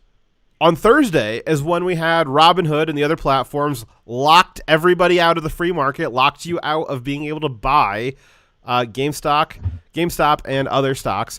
And they only allowed you to sell it, making sure the price would go down. And so that was, again, Warren calls for somebody to do something. On Thursday, they do something. And then on Friday, when asked about this, the Biden administration says, yes, this is the government. This is how everything's supposed to work. If the little people are making too much money, yes, it is the intended purpose of the government to make sure that they don't make too much money. We got to make sure that the elites are protected. That's crazy. That's insane. We have a unified message from a bunch of different areas that it is, in fact, the job of the U.S. government to do everything in its power to keep regular people from making money and to protect the hedge fund managers.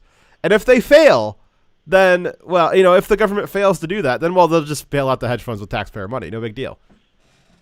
Right. We've always suspected and suggested that was the case with the Democrat-led governments, but it's kind of unexpected for them to just come out outright and say it. So, but when they do, when your enemy tells you what they're doing or what they're going to do, listen to them.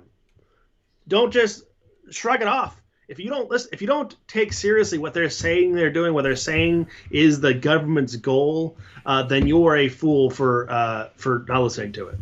That's your fault. Absolutely.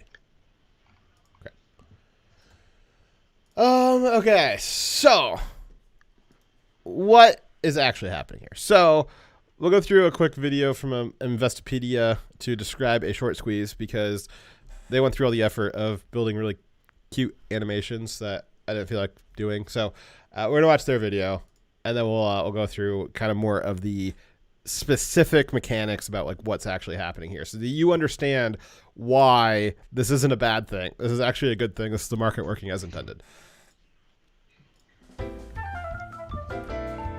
So fun. A short squeeze refers to a jump in a stock's price, forcing a large number of short sellers to close their position, which in effect pushes the price even higher.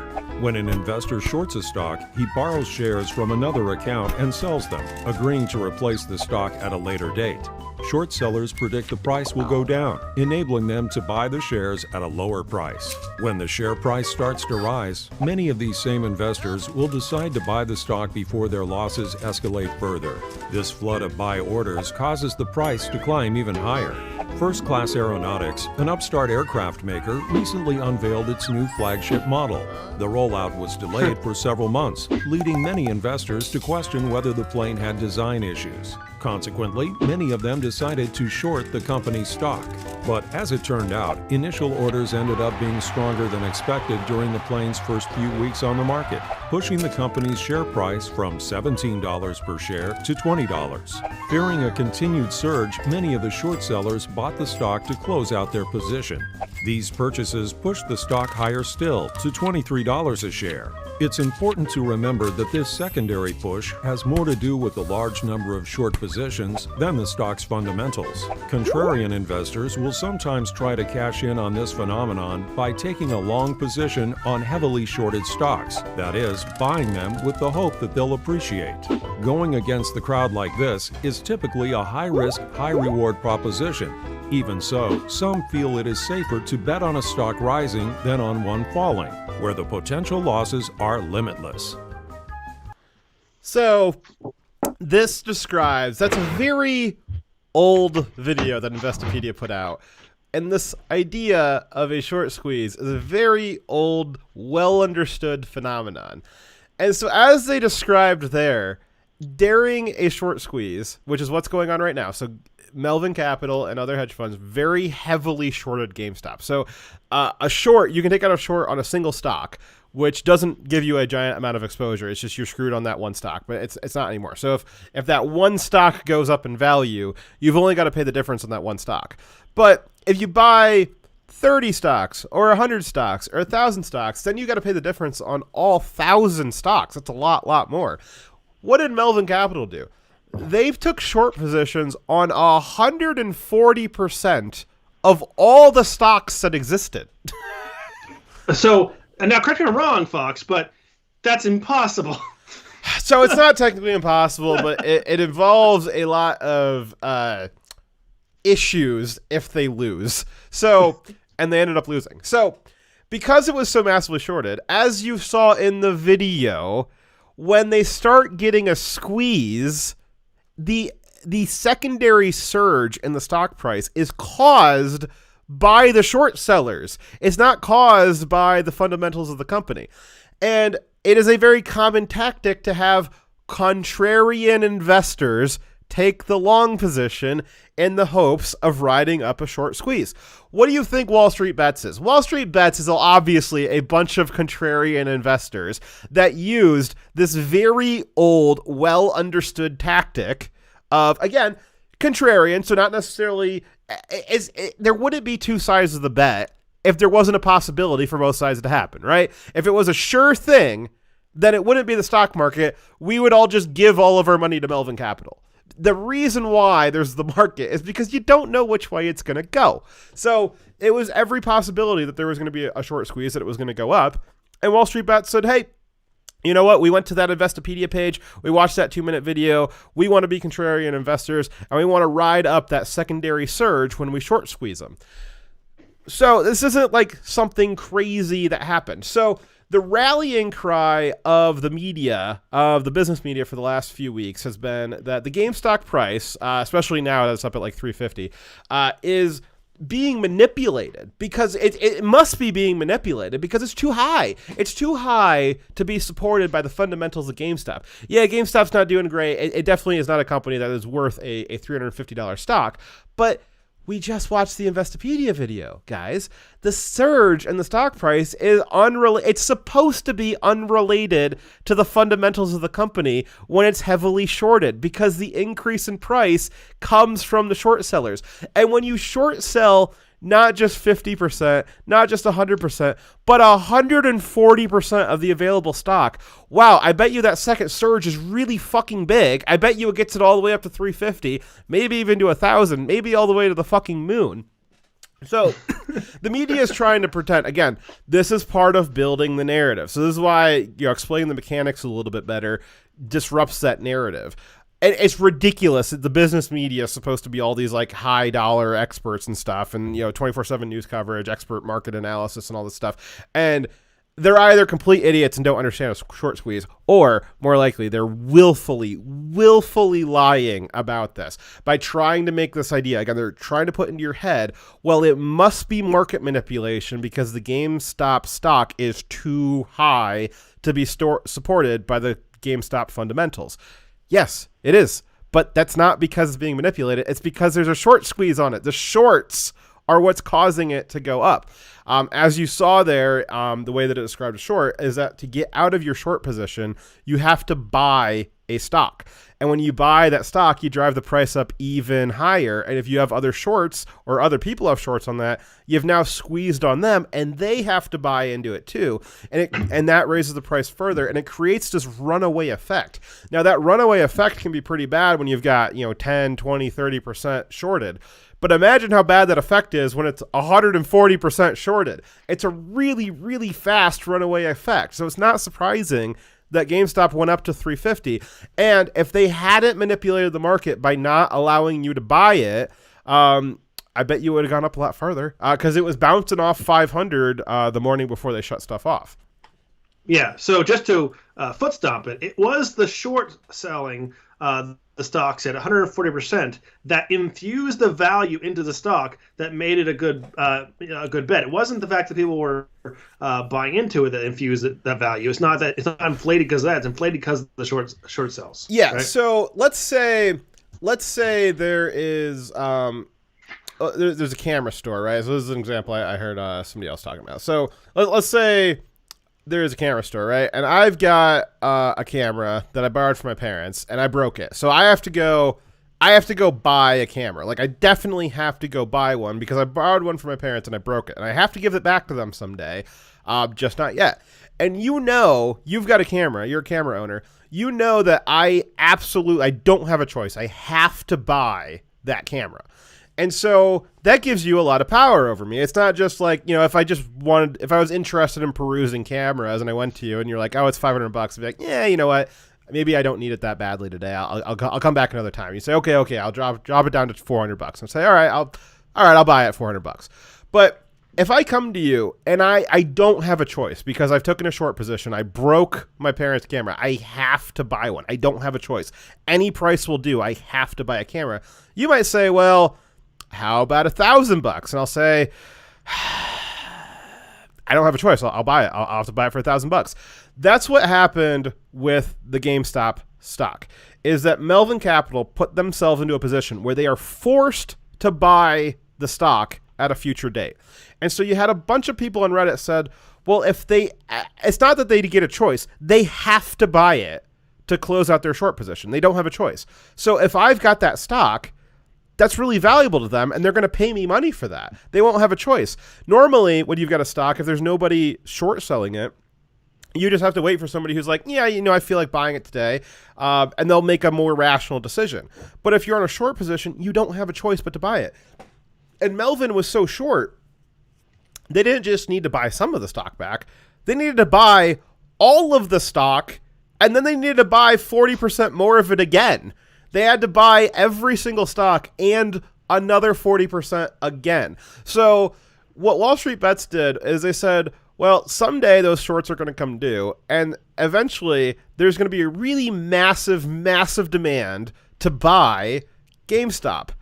And if we are holding the GameStop when there's massive demand for it and there's not enough supply to meet that 140% demand, well, there's pretty basic supply-demand calculation. The price of it's going to go up. So after the stock went up a little bit and Melvin started losing their pants on it, because the GameStop was so much higher than what the company fundamentals would suggest it should be, and obviously that was from the short squeeze. Eventually that short squeeze cools off after the people who had the shorts get screwed, but eventually they'll cool off and the stock price will drop back down. So there was a bunch of other hedge funds that decided this week when the price was up at $200-300, well, we're going to short it again because we know it's going to come down from $300 someday. So we're just going to short it again. So after Marvin got screwed by shorting at 140%, at some point this week, other companies jumped in. And I think it was on Thursday, GameStop was shorted 220%. So 220% of all the shares of GameStop were shorted. So when those shorts come due, those companies, those hedge funds collectively have to buy every single GameStop stock twice and then 20% more again. So Fox, if 140% of the stock being shorted resulted in it almost getting to 500, then if it's being 220% of the stock is being shorted, then you would assume that would infuse value into the stock that would probably bounce it up higher. That I mean, I'm not telling anyone what to do, but I think that I personally can see a trend here that if I were to get the stock, that I might be able to ride that same. Yeah. So this is where we, going back to close to the beginning of the show, this is where we get to that quote that Slowpoke gave us that is going all around Reddit right now, which is, we can remain retarded longer than they can remain solvent. So we can hang on to our stocks longer, even if it's stupid to do so, even if we should sell and get out now, we can hang on to them long enough to make sure that these short positions don't get covered and they get really screwed. And then they're going to have to buy them. And if you've got half or more of the stocks being held by Redditors who are like, we are not going to sell, and then all of a sudden these shorts come due. And again, the hedge funds, because of the short, they don't have a choice. They have to buy it no matter what the price is. And so if they come back to the market and say, we need to buy some stocks, they might find a couple of people willing to sell them at 500. But then if everybody holds, and this is what Reddit's strategy is, if everybody holds and doesn't sell, then when they go to the market, when the hedge funds go to the market looking for stocks to buy so that they can close out their short positions, they're not going to find any at 500. So they're going to have to offer 600, and then they'll have to offer 700, and they'll have to offer 1,000. And the if beauty nobody of it is, people who are not even Redditors are going to see, oh, well, my stock I'm holding, even though they're not one of the bet redders involved with Wall Street bets, like, wow, my stock is in high demand. I'm going to charge higher for it, right? Yeah. They're not going to just that. So that means all the stock is going to be getting going up in value as well. And Howie's completely right. For some reason, these other hedge funds looked at what happened to Marvin Capital and like, you know what? I also want to get in on that ass whooping. Well, and you wonder too, lose a whole bunch of money. You wonder too if some of those other hedge funds, if they didn't call up the transaction providers and say, "Hey, are you guys going to shut this thing down or what?" And I bet you they said, "Yeah, we will. Can you take out some short positions so that when we Citadel and Apex, when we shut down the transactions and crash out the price artificially, can you guys take out short positions and then pay us back with that so we don't lose our hats too?" And this is one of the narratives that the media keeps trying to spin as well, is that you can't beat Wall Street. They're just going to take out short positions again, and they'll win. They'll still win, and you guys will still lose. So it doesn't even matter. You should just get out now. That's what Kramer, the guy who does all the crazy mad money stuff, he's a fucking idiot. He was saying, you guys already won. Just get out now. You don't need to keep doing this. They're already out. You don't need to do it anymore. And they're trying to imply like, oh, like, you can't beat Goliath. You guys suck. Don't worry about it. You guys are going to lose in the end anyways. And so at the same time that they're saying that, you also have like everybody freaking out. And so I don't necessarily believe them when they say, well, we'll just short it again and we'll win. I don't know. I mean, maybe the stock never goes back down. Maybe that short squeeze keeps it artificially high. And again, this isn't the Redditors manipulating it. They're trying to call it a pump and dump. So at a pump and dump, you just buy into the stock, or you convince a bunch of people to buy into the stock. And if you buy in first and then convince a bunch of people behind you to buy in, that artificially inflates the price. And then you get out at the top, and then everybody has to get out before the other person does. And the last person out, they're left holding the bag with nothing, because all of the value came from people buying in. That's not the case with a short squeeze. In a short squeeze, the value comes from the other side. It comes from the person on the other side of the short squeeze. If everybody on Reddit, if we get to the top of the short squeeze and everybody on Reddit sells, it seems to be likely to me, again, not financial advice, but enough experience in this to know a little bit. If everybody on Reddit sells into the short squeeze at, say, $10,000, not saying it's going to get up there, but if it did get up there, everybody on Reddit could sell for $10,000, and they could all get $10,000 per share out of it, even if they sold all of it, because the people buying the shares are the short sellers. It's Marvin Capital. They have to buy it. So you don't have to keep lowering the price if you have a guaranteed buyer. The reason why it's so valuable is because you have this extremely high demand generated by all the short sellers. Buying it actually drives up the price too. Exactly. So it's crazy. So actually, if you did get into a short squeeze situation, everybody on Reddit could actually sell, and the last person out gets the most money, which is actually way worse for Melvin Capital. And the media is trying so hard to convince you that it's the opposite. They're trying so hard to convince you that this is a Ponzi scheme, that this is a pump and dump scheme, and the last person out's going to get screwed, and that a bunch of rich people on Reddit was trying to trick everybody into pump and dumping for them. That's not what's happening here. It's actually quite the opposite. The longer, which puts Melvin and the rest of Wall Street into a really bad position, because the longer Reddit holds, that it's not a meme. It is the basic market mechanics of how it works. The longer they hold, the higher they can drive that price, which is why we had to see the shenanigans that we saw this week, where the transaction houses were artificially stopping the buys so that it was artificially crashing the market. Here's what they need to do. So they already seen that those auction houses, that Robinhood and the other company, whose name I'm forgetting right now, Apex, was it? Yeah. You already know that they're going to do this again, right? You know that they are working for Citadel Capital, Marvin Capital, and all those other hedge funds. So you need to find another place where you can, another broker, to make sure you have a backup for when they're not allowing you to buy. Well, just make your own economy, Dire. It'll be fine. I can't do that. So I got up here on the screen. I got the stock price of GME, GameStop, over time. I believe this This is on Friday. So on Thursday, they did the thing where they did a hard stop on buying. On Friday, they tried to play a game with it where they said, okay, you guys can buy 5. You can buy up to 5, and that's it. You can sell as much as you want, but you can only buy 5. So that doesn't do a whole lot. It does. It's not as bad as saying you can't buy at all, but it does. Again, you're limiting the amount that you can buy, and the price staying high or going up is based on how many people are trying to buy it. So if, again, you're limited on how much you can buy, then the stock price is going to start dipping because more people can sell than they can buy. So this is an example of what happened on Thursday. So on Friday. So on Friday morning, Robinhood opened and a bunch of the other apps opened with being allowed to buy 5 shares.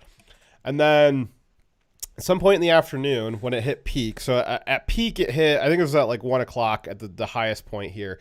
That was at $363 per share.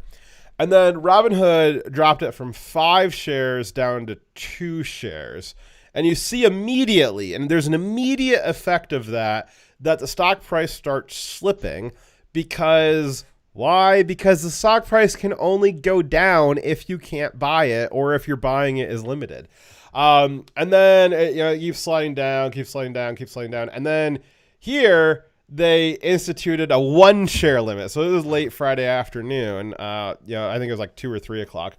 Now you can only buy 1 share, and you see the stock price slips even further because, again, you're limiting the amount that you can buy. So they were still artificially trying to keep you from being able to buy so that it would drop the stock price. Now, what happened during the stock price drop? I think it bottomed out around, on Friday. Let's see here. On Thursday, I think it bottomed out around 150, something like that. On Thursday, it bottomed out at 280. But on Thursday, some of the hedge funds were able to escape their short positions. Now, they still lost a lot of money escaping their short positions, but that stock dropped down enough where they could start buying it to close out their short positions. That was why they wanted the stock price to drop. If the stock price never drops, then to close out their positions, they have to buy the stock at a high price, which means that they're losing a lot of money. So the more they can get that stock price to dip, the less money they're losing when they're closing out that stock position, closing out that short position. Now, we can see, this gets way too wonky, but just take my word on it and go do your own research. It is public knowledge. It can be researched how much short is on a particular stock. So it is still heavily shorted.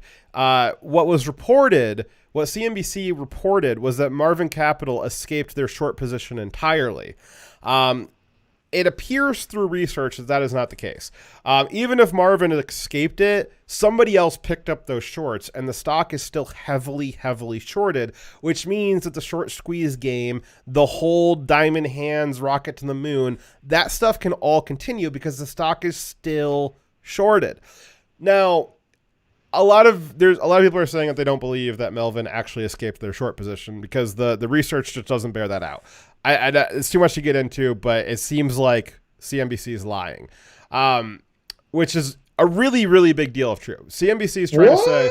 Yeah, I know, right? Would they ever lie? Yeah, so CNBC is trying to say, well, Melvin escaped their short position. You lost. There's no reason to keep doing this. You should stop now because, well, it's only fun because Marvin had a short position, right? Well, they don't have a short position anymore, so everybody can go home.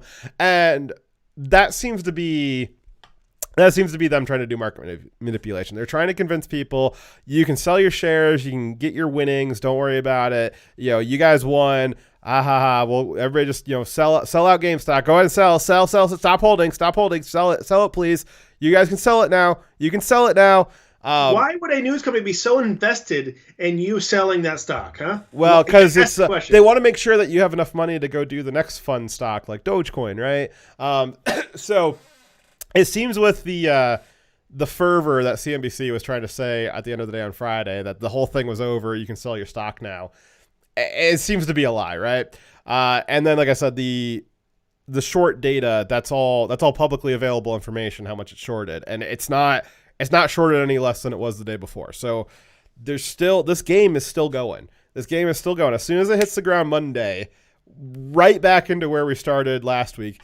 And I think that they're going to have to keep, to get out of this, they're going to have to keep relying on the transaction clearinghouses not processing the transactions, which is absurd. Yes. Well, actually, it's not absurd. It's the government working as intended, right? Oh, yes, as intended. So, this still seems to be them fighting extremely hard. And like you said, Dire, like, why would they have a vested interest if it didn't mean anything, right? It's like, why are you fighting so hard against this? Like, why is the Democrats so concerned about people not liking pedophiles?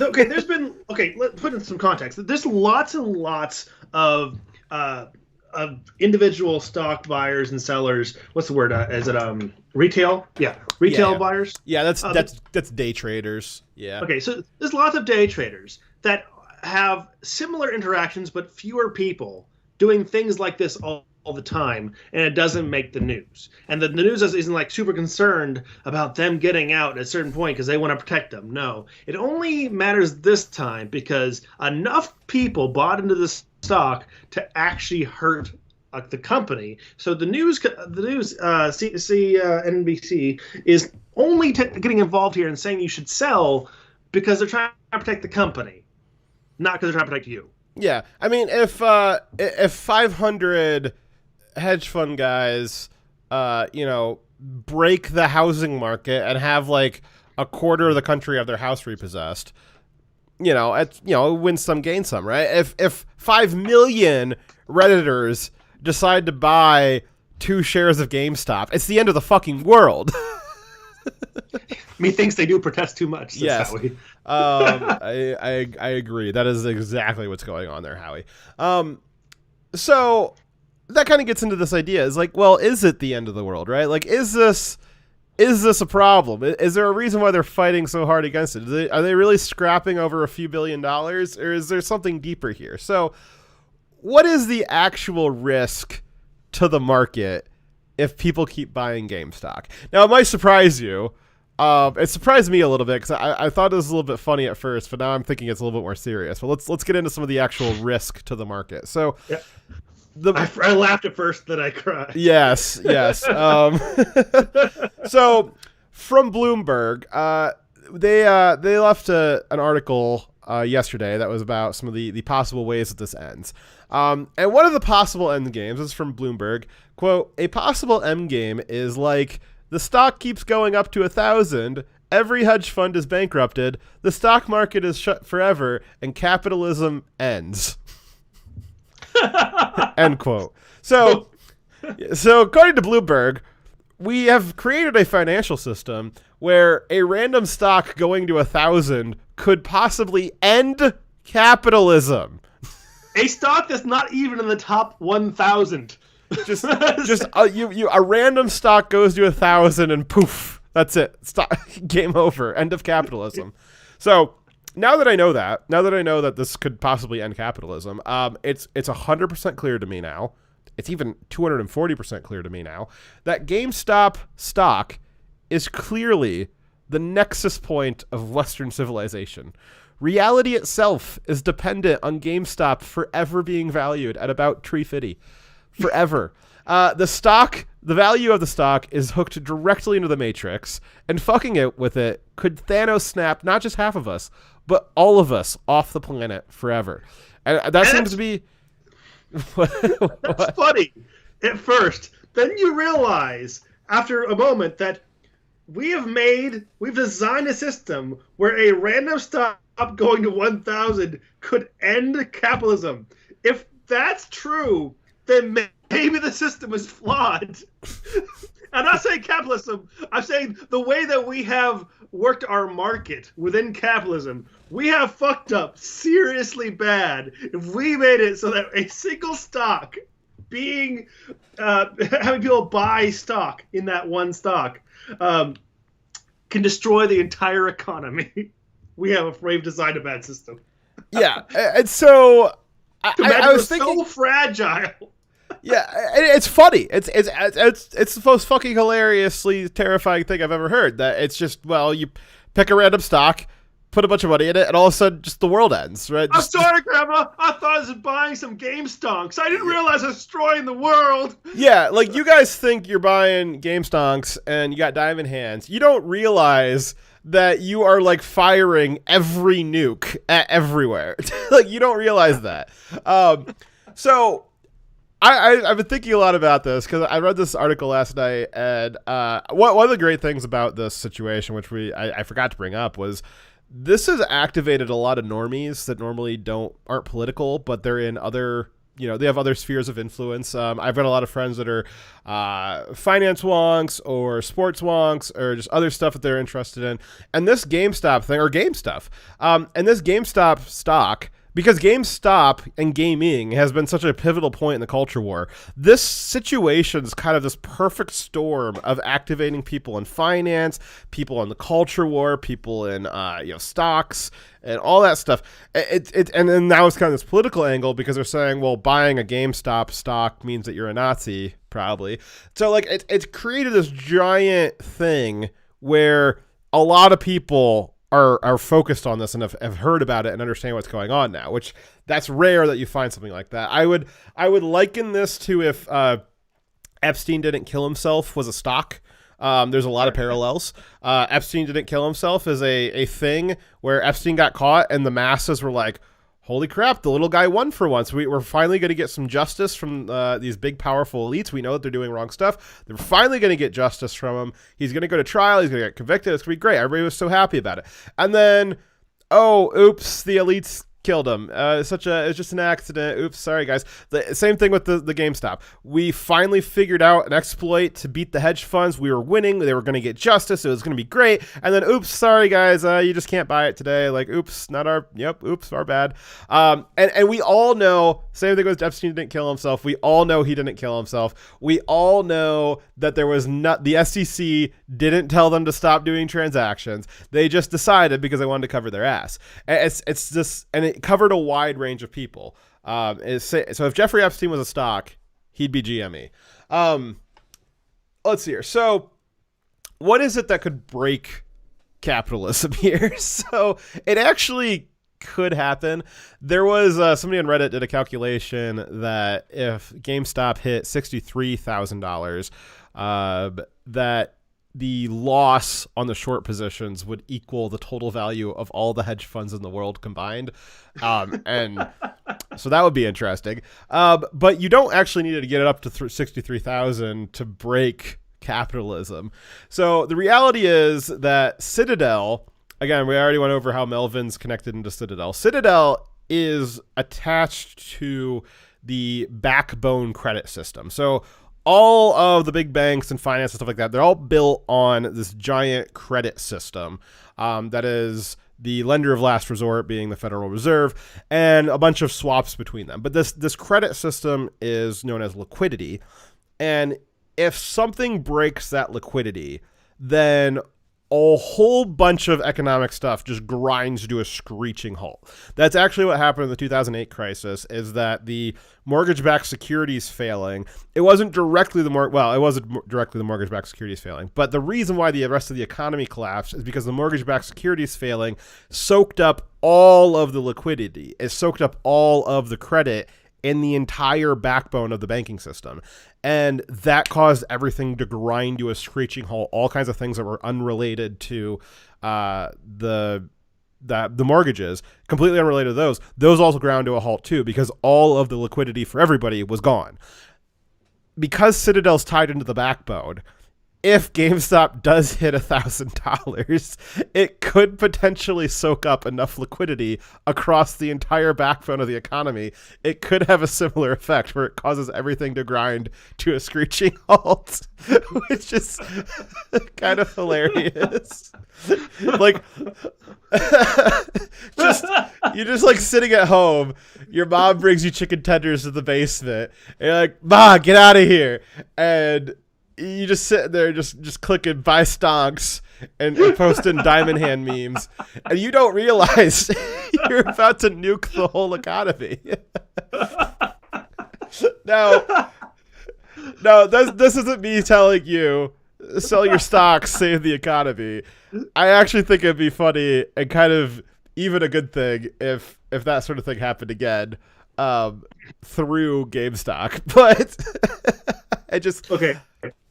I think that the only way the system can be changed so it can't be collapsed by a single company having stock purchased. It has to happen. It has to have a collapse of some sort with an actual consequence that does not involve a bailout for this system not be a situation in the future.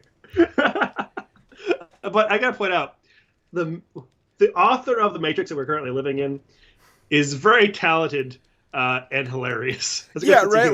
Like who would have thought that the GameStop infinite money exploit, like that's where the infinite money exploit was, and then also if you did it too much, you could also break the game. Like it's like an Easter egg exploit, but it's like a bugged one where you could use it for infinite money, but then it breaks the game. It's the stock is called GameStop, and it's the stock that stopped the game. Oh my god, no!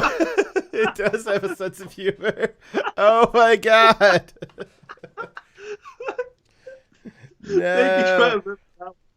All right, so I guess not that this is financial advice, but if we were to give financial advice, we'd advise that you pick your stocks based off of literary puns.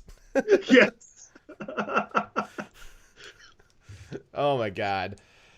Yeah. Oh my god. Okay, so why we don't care if this crashes out the economy? I mean, the economy is kind of crashing out anyways, right? So at least for like everybody on Main Street right now, it's all funny money.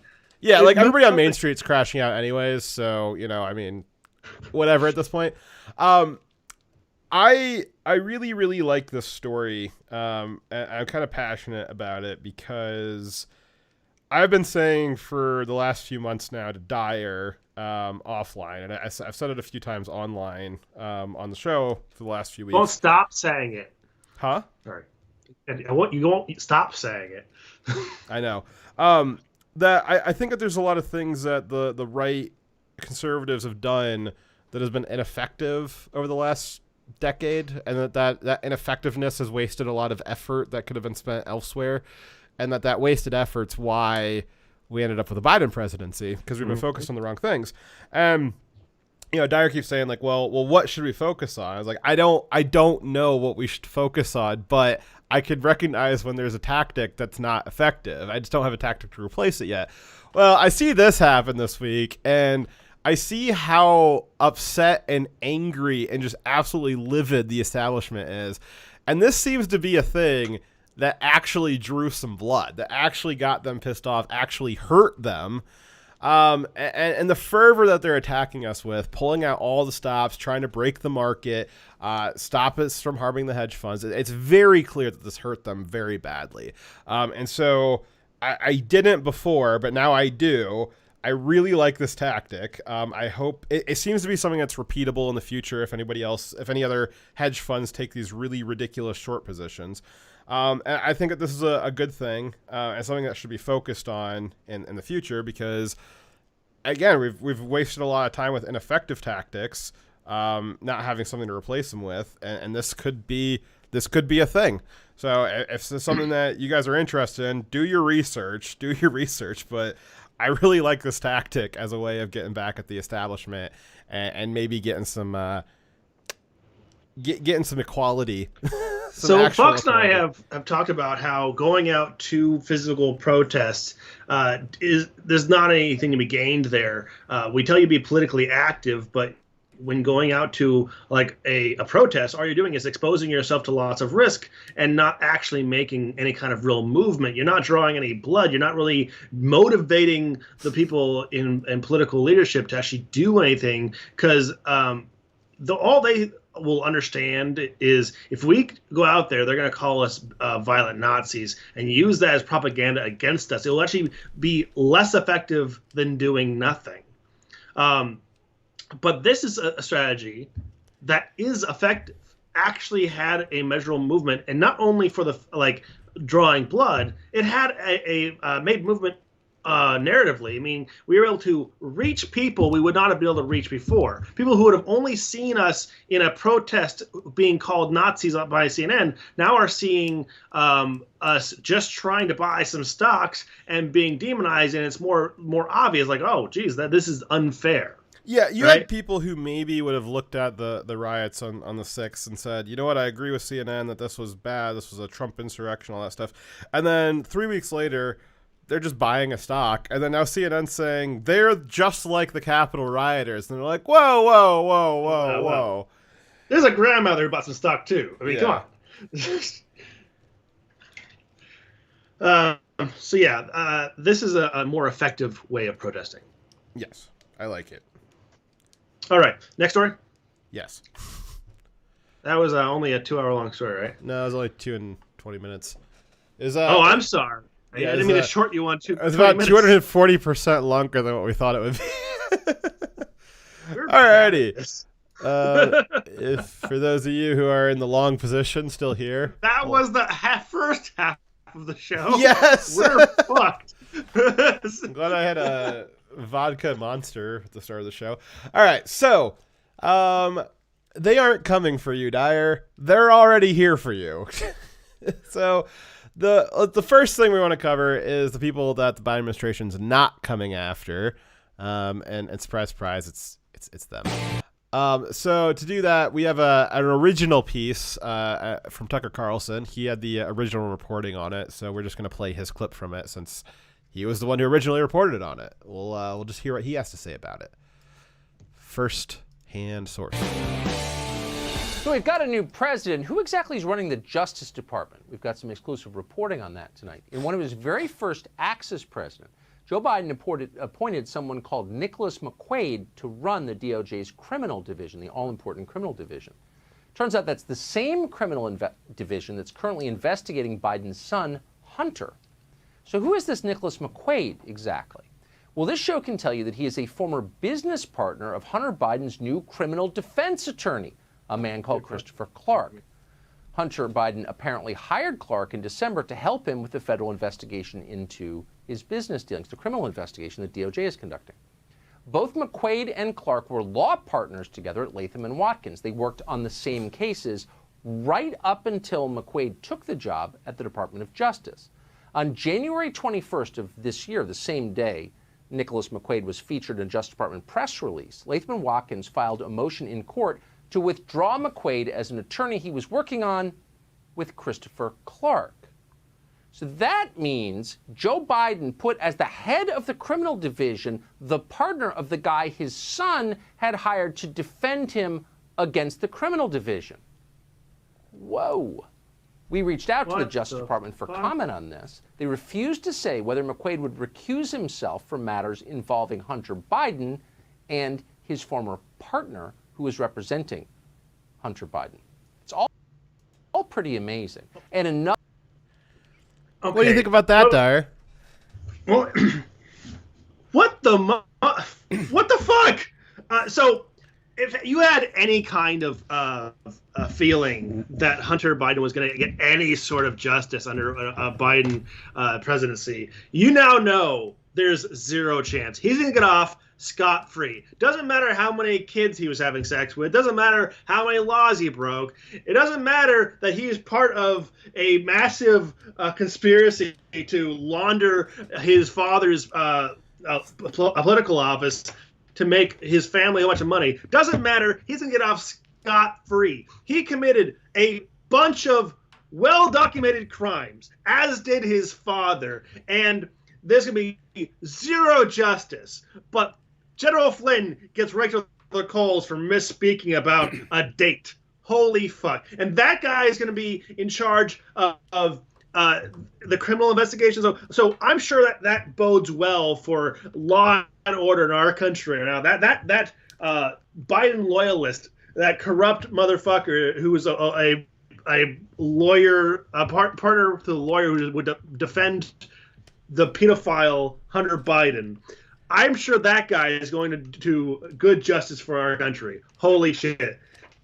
Yeah, so, because he'll not only be not, because like if he did prosecute Hunter, he would be going He's up not going against, to. Yeah, he would be going up against the partner, the guy he was working with 2 days ago. Like, he was his partner 2 days ago. Like, and this will be the criminal division. Like, this would be what Biden uses to go after Trump supporters, police officers, probably members of the military, eventually members of the media. So he'll probably pick up what Obama did, which was criminalize being in the media and reporting on the Biden administration. Wouldn't that be funny? What you're probably going to end up seeing is you probably have, because this isn't unprecedented based off what the Obama administration did. You could potentially be in a situation where you've got reporting on Hunter Biden exposing more corruption between Hunter and Joe and China, and then Joe Biden using the DOJ and the FBI to target and prosecute journalists for reporting on him, when that prosecutor should be, that criminal prosecutor should be going after his own son. But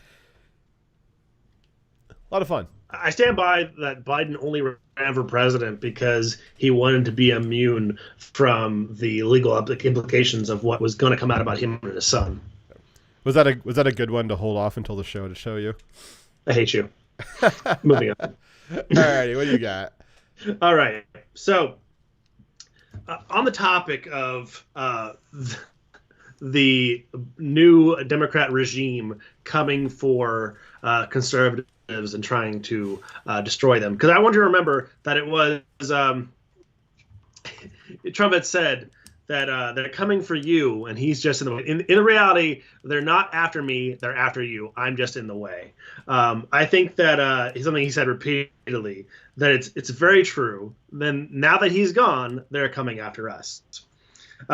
So, former FBI attorney Kevin Kleinsmith, 38. Is this? Did you write this? Or did I write this? You wrote this. Okay. So, a former FBI attorney, Kevin Kleinsmith, 38, who falsified evidence against Trump to justify the continuation of the Russian investigation hoax, was sentenced to only 12 months probation and 400 hours community service this last week. By comparison, General Flynn was given 6 months in prison, and they were seeking 9 years more for him simply misspeaking. So this is just something that came out this week regarding law and order and who is actually being held accountable. So FBI accidentally telling not a lie, because he didn't even misspeak. He told the truth. The FBI just wanted him to admit to lying, and he didn't actually. Like, they said that what he said wasn't false. They just got him to admit to lying because they threatened his kid. So saying something like true and then lying about whether or not you lied about it, 10 years in jail. Knowingly changing evidence that falsely implicates a president in a foreign spy entanglement as part of a coup. You get a slap on the wrist. God, I mean, Jesus Christ, like, this guy should have probably just had sex with a Chinese spy, and then there wouldn't have been anything. He could have gone on the Foreign Intelligence Committee again. So this FBI attorney was named Kevin Kleinsmith, right? And he took an email, he modified it to fabricate evidence 1 year into Trump's presidency. Yeah, okay. So the specific thing was, you had Carter Page, who was a Trump campaign representative. Carter Page does a lot of international business. He was an asset of the CIA. So he does a lot of business abroad, and the CIA just contacted him, said, hey, while you're abroad, can you just keep your eyes and ears open and let us know what you see? And so he was a known CIA asset. And so when the FBI was like, why does one of the Trump associates have a bunch of contacts in Russia? They asked the CIA, said, hey, is this one of your guys? Is he actually over there doing good stuff? And the CIA sent back an email, said, yes. Carter Page is a known CIA asset. He's a patriot. He's an American. He's doing work for the CIA, doing good stuff. Yes, he's a CIA asset. And this FBI agent took that email from the CIA, and where it said, yes, Carter Page is a CIA asset, he wrote, no, Carter Page is not a CIA asset, and then filed that email as evidence. So that is knowing falsification of evidence. That is a crime in and of itself, and it is made worse for the purpose that it was being used for, was to waste millions of dollars of U.S. taxpayer funds, many man hours of investigation time into what is fake information, all for the purpose of a soft coup. And there's also more information that came out showing his mindset, behind his motivation behind doing this. He has instant messages saying that he's part of the revolution and that he was going to resist the presidency of Trump. So that his intent was to get in the way of Trump and get him out of office. So that results in 12 months of probation, free to walk anywhere you want, do anything you want, work, whatever, and 400 hours of community service. Compared to Flynn simply saying something incorrectly, but not lying and not having, and then with no underlying crime for him to be lying about. Almost 10 years in jail. Every single penny he owned bled dry from him, and then going after his family, him losing his home and everything. That is not equal justice. That's the difference between how a Democrat loyalist is treated and a conservative person on the outside, how they're treated. Michael Flynn was a powerful, influential man, and they did that to him. What will they do to you if you challenge them? That's a great example. A few more examples of how they are viewing what they should do to Trump supporters would be McCabe. So McCabe compared Trump supporters to ISIS and Trump to an ISIS leader. Let's watch this video. Some of the people who've now been identified and arrested as part of this domestic terror attack. I'm not talking about names, but what we've learned about what these people do, who they are, a retired Air Force Reserve officer from Texas, a former mayoral candidate, a West Virginia state lawmaker, an Olympic swimmer, 2 off-duty police officers from Virginia, a CEO of a Chicago area marketing technology company, a Florida firefighter, a realtor, an attorney, at least 2 teachers. Andrew, these are... Hey, Dyer, why is it so hard to arrest an Air Force officer? Because they're a flight risk. Andrew, these aren't who most people picture as extremists. These are our neighbors. Some are people who are supposed to protect us and educate us. How do you explain it? And how much more challenging does that make this investigation? So, Anna, I spent years working against extremists, doing counterterrorism work in the FBI. And I have to tell you that that sort of a diverse cross-section of people is exactly what you see. Wait, what did he say? Exactly what you see of a diverse cross. I have to tell you that that's sort of a diverse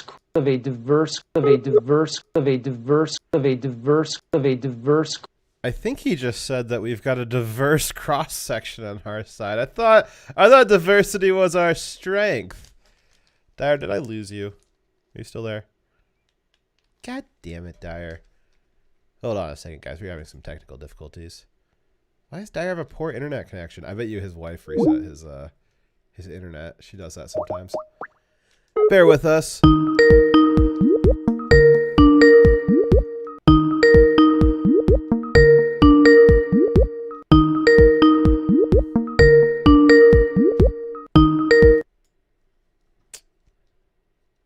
Well, I guess we bought too many game stonks and Dyer's internet crashed out. Well, so the interesting part about this, we'll keep watching this, but I thought it was rather funny. Hold on. Are you there, Dyer? Hello? Dyer. You're cringe, slowpoke. I can't hear you, Dyer, if you're speaking. What happens when the stream goes too long is Dyer's Skype just burns out. Well, thanks for ruining the joke there, Dyer. But as you heard from Andrew McCabe, the Trump supporters are a rather diverse group, which I thought diversity was the strength. So I guess they don't like the diversity when it's on, on the wrong side. It's only when it's the right kind of diversity. It can't be the wrong kind of diversity. Let's keep watching. Cross-section of people is exactly what you see in the population of adherents, people who are attracted to extremist rhetoric, to extremist movements. That's exactly what you see. When we looked at those Americans who traveled to Syria for the purpose of joining the Islamic State, when you put all those faces and names down in one place, you had doctors, lawyers, you had people who were Muslim their entire life, and some people who had just converted only months earlier. You had rich people, you had poor people, men, women of every ethnic variety. So I think that's actually common to extremist groups. Some people are very vulnerable to and drawn into that core lie of any extremist movement, and that is exactly what we're seeing now with this particular group of Trump supporters. They have invested on an emotional and spiritual level in this grievance that the election was stolen from them, and they seem to be completely manipulated by that propaganda. If you could keep your answer just very short, I wonder, would you use the word radicalization? Have these people been radicalized? They have been radicalized by the radicalizer in chief, the President of the United States. Absolutely. Andrew? So, we got, just thousands of Americans potentially are just like ISIS. It's like the same thing as ISIS, except for, there's more of them. Just thousands, though? Like, what he's describing is what could be any Trump supporter, right? He's calling all of us radicals, calling us all like terrorists, just because we support Trump and we think that what happened in the election is at least suspicious, and that even more suspicious that they're not even willing to litigate whether or not those accusations of fraud actually are legitimate or not, right? Yeah, and we went over last week, and we're touching on it again this week, this is trying to gin up support from the general population, just like they did after 9/11, that they're going to try and create some kind of Patriot Act style group, which kind of was the birth of the Department of Homeland Security.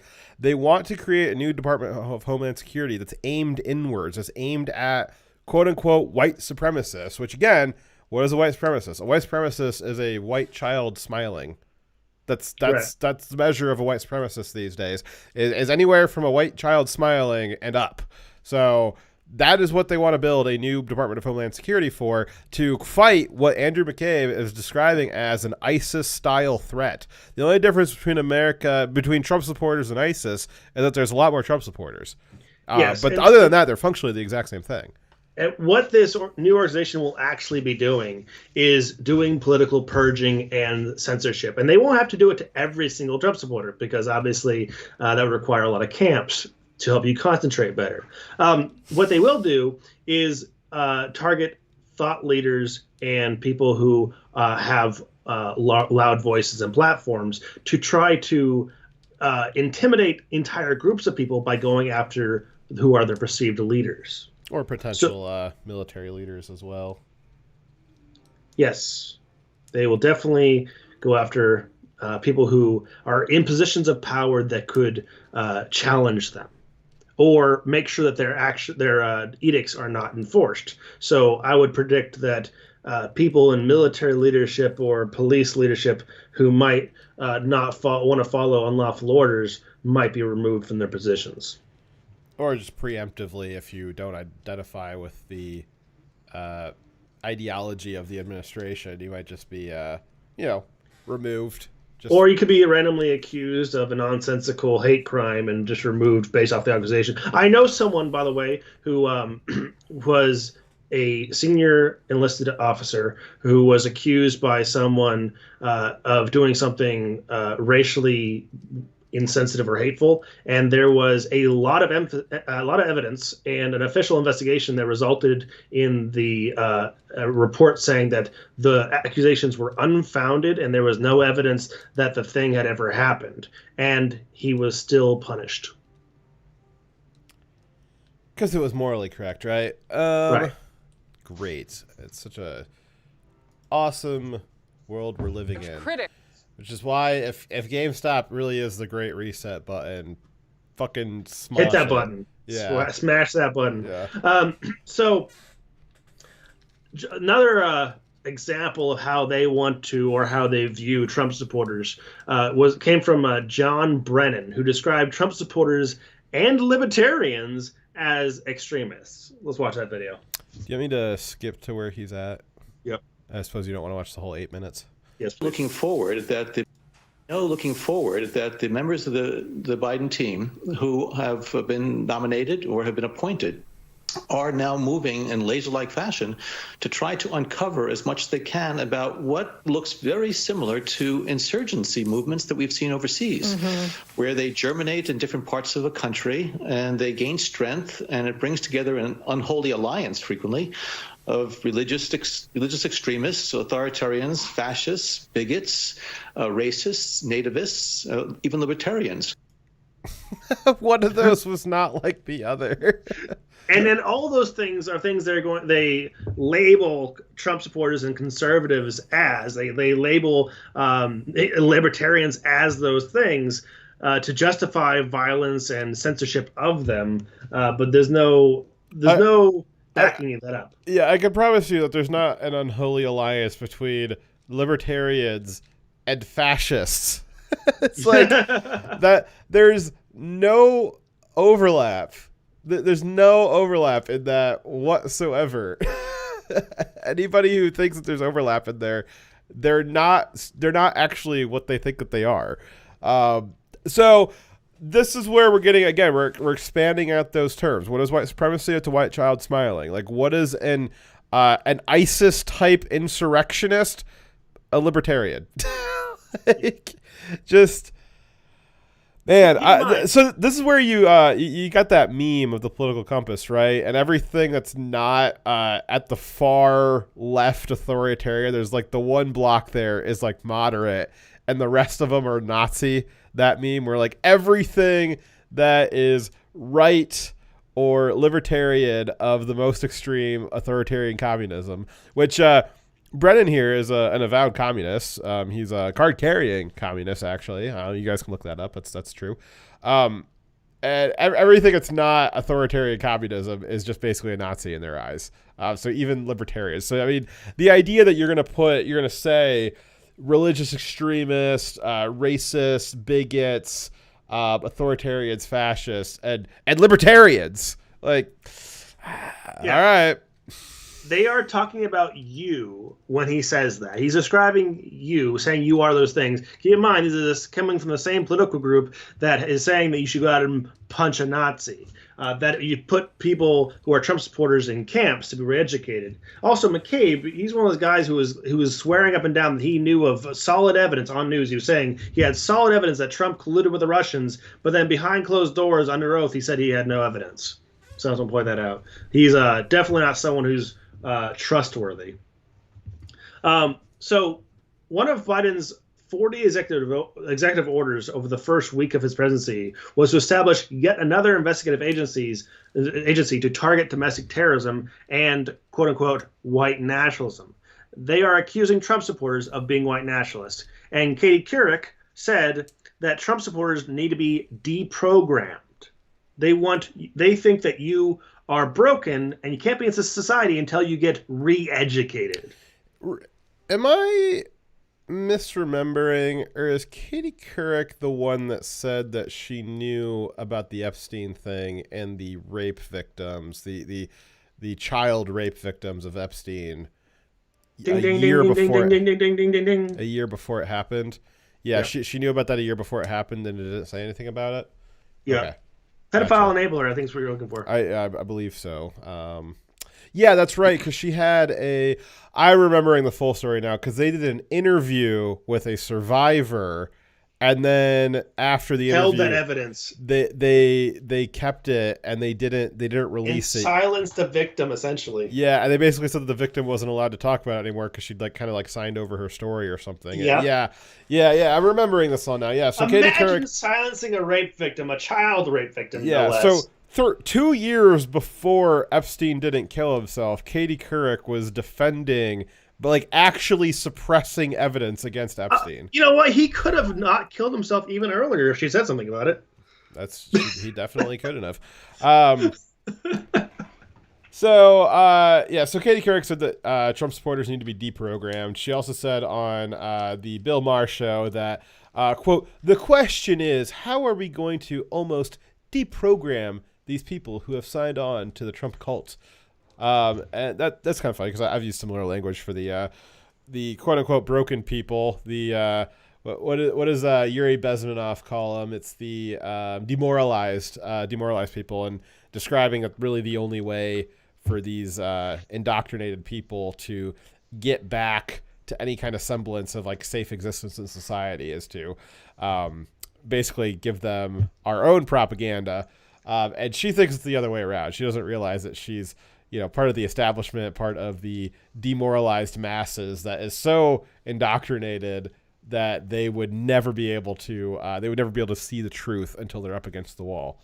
They like to accuse you, gaslight you, saying you're the one that's are broken when it's actually their foot soldiers, not Katie Couric herself, but the brainless masses that are being uneducated in university to be the mindless horde that goes out and destroys businesses and attacks the people that they say they're trying to defend. Right, that's the mindless horde that works at her behest, at the behest of the establishment on the left. I definitely agree. Katie Couric is a mindless horde. Hordes. I didn't know it's there somewhere. Hordes. I was just making a non sequitur agreement. Okay. Let's see. So go ahead. So John Brennan also demanded on Twitter that Trump supporters denounce Trump's legacy if they want redemption. Here's the quote. Anyone now seeking national redemption by claiming to no longer support Trump must acknowledge how wrong it was to ignore and enable his corrupt and dishonest and divisive agenda. Total denunciation of a despot legacy is necessary to eradicate any remaining malignancy. You're not telling me that an avowed communist is calling for truth and reconciliation councils, are you? He is yet another calling for truth and reconciliation councils. councils. It's almost like it's in the name. It's almost like the communists do this every time they take over. Again, it's not going to be a mystery. It is no mystery what the Democrats are trying to do the next 4 years. We know it. We've seen for the last 100 years, there is like 20 or 30 examples of authoritarian leftist regimes taking over countries. And then, well, you see what they do to them. All you got to do is open up a history book and you'll see what it is. They are working on doing this again. Every single time you have a communist socialist takeover of a country, every time after they succeed, they do these sorts of truth and reconciliation councils where they will go out and find people who weren't with them to start with, or people after they get through all of them and, quote unquote, eliminate them. They go after people who were weak supporters, moderate supporters, and then you're only left with the most fervent supporters after that. Most vocal. So that's what they do every time. It's a very well-established playbook. I have no confusion as to what they're going to try to do, what's about to happen. Yes. So it makes it easy to do a show, right? Because I don't got to think real hard about what's going to happen. I could seem like a prophet. I'm not. I'm just reading the history books. Yeah. And it's also, we're just going to be seeing an acceleration of what they've already been doing. They're going to take people who are their political and social adversaries. They're going to, when they have a moral justification or premise, put them in jail to silence them. Put restrictions on them to silence them.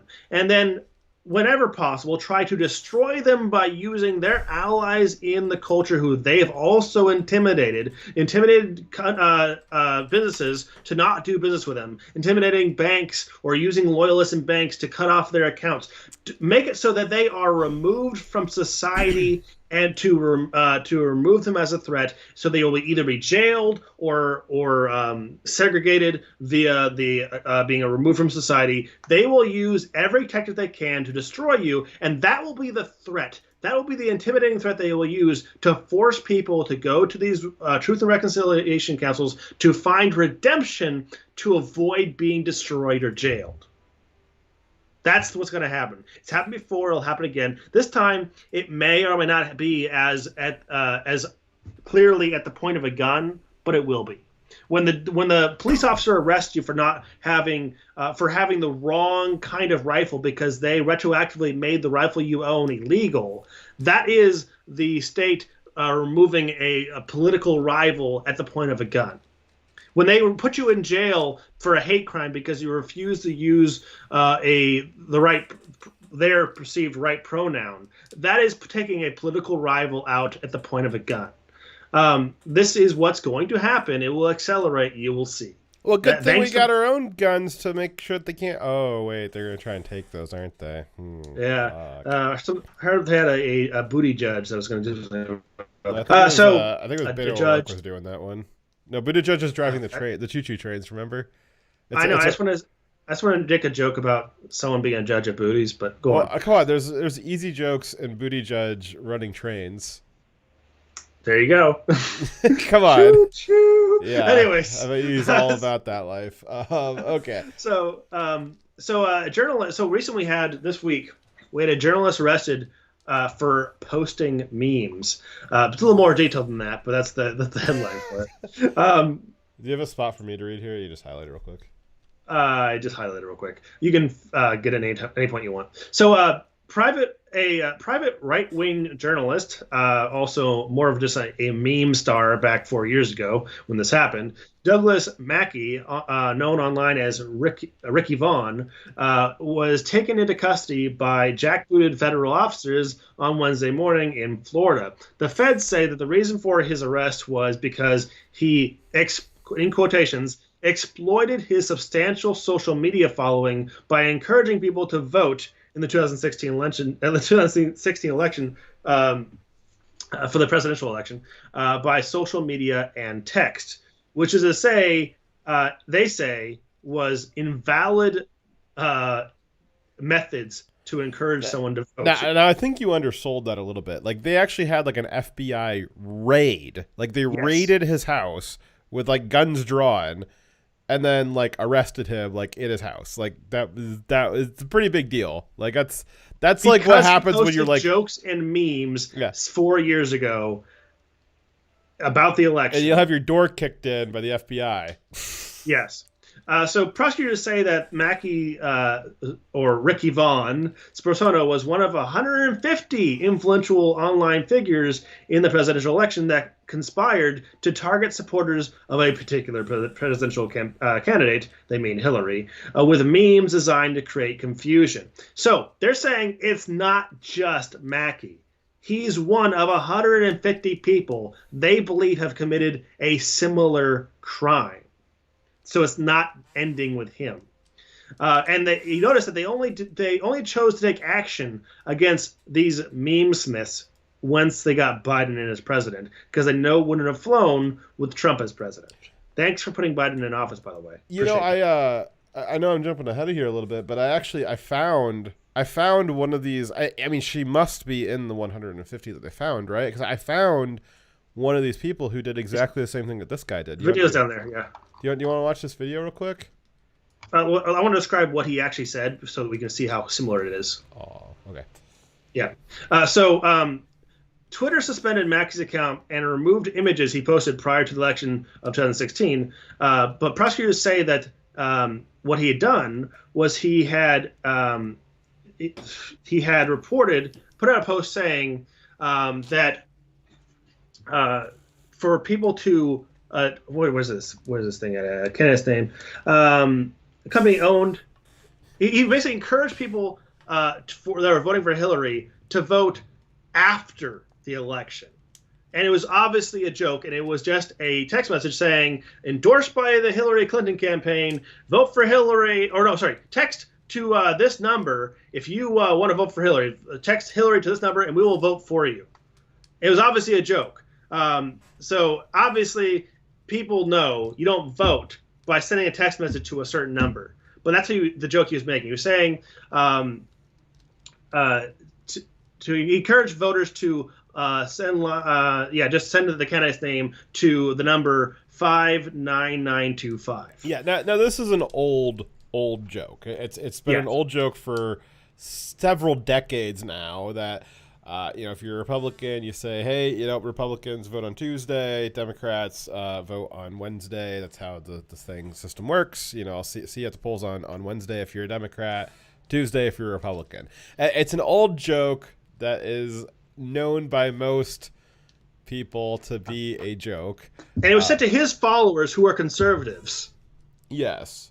And he apparently got 4,900 texts to that number with candidates' names, but that doesn't mean they were serious or those persons did not vote. Now I understand the left has a chronic inability to understand humor, but to explain the joke, the reason why it's funny is because it's an obvious lie to try to trick a Democrat into doing it, and you're not actually you don't expect them to actually do it, but it's funny. The reason why it's funny is because it's like, ooh, look at me, like I'm trying to do a sneaky thing, but it didn't work. It's just like you watch like the Spy vs. Spy cartoon where they try to be sneaky and it doesn't work, and it's funny because you knew it was never going to work to start with, and it was just kind of like a slapstick kind of thing.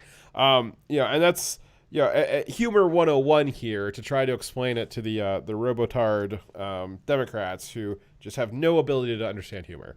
And as the FBI, I think that they're professionally bound to not have any humor. So that kind of explains them. But yeah. So now you've seen what they are accusing him of doing. Let's actually see the video of someone else who's on the Democrat side and what they did.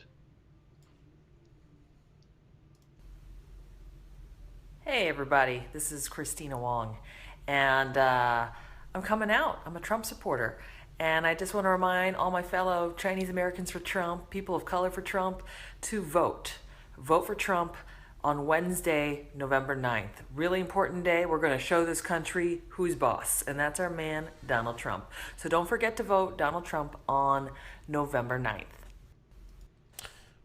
So she was specifically targeting blacks and Asians to vote. If you're a black and Asian who doesn't vote the right way, she was trying to pretend like I'm being humorless like the left is. She's trying to trick black people who her side already believes that they're too stupid to find the polls anyways. I don't believe that. Her side believes that. She's trying to stupid to get IDs apparently. Yeah, they think she's trying to trick black people who don't have the right ideology, who apparently wouldn't be black in her opinion, into voting in the wrong place. Like she's trying to suppress the black conservative vote because she's trying to convince them to vote on the wrong day. Yes. So this is a higher level production of the same joke. Yeah, but a lot on of the production Democrat value side. into this, right? Because that guy just tweeted out like a meme picture. Like this is like effort. Like she staged it. She actually went out and bought apparel.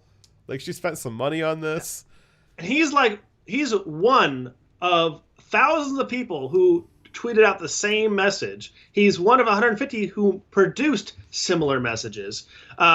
And he's a known comedian. He's a known comedian. This person's not. This person's not a known comedian. Oh, this person here? Yeah, I believe. No, she is a comedian. Sorry. Oh, okay, never mind. Yeah, she is a comedian. I lied.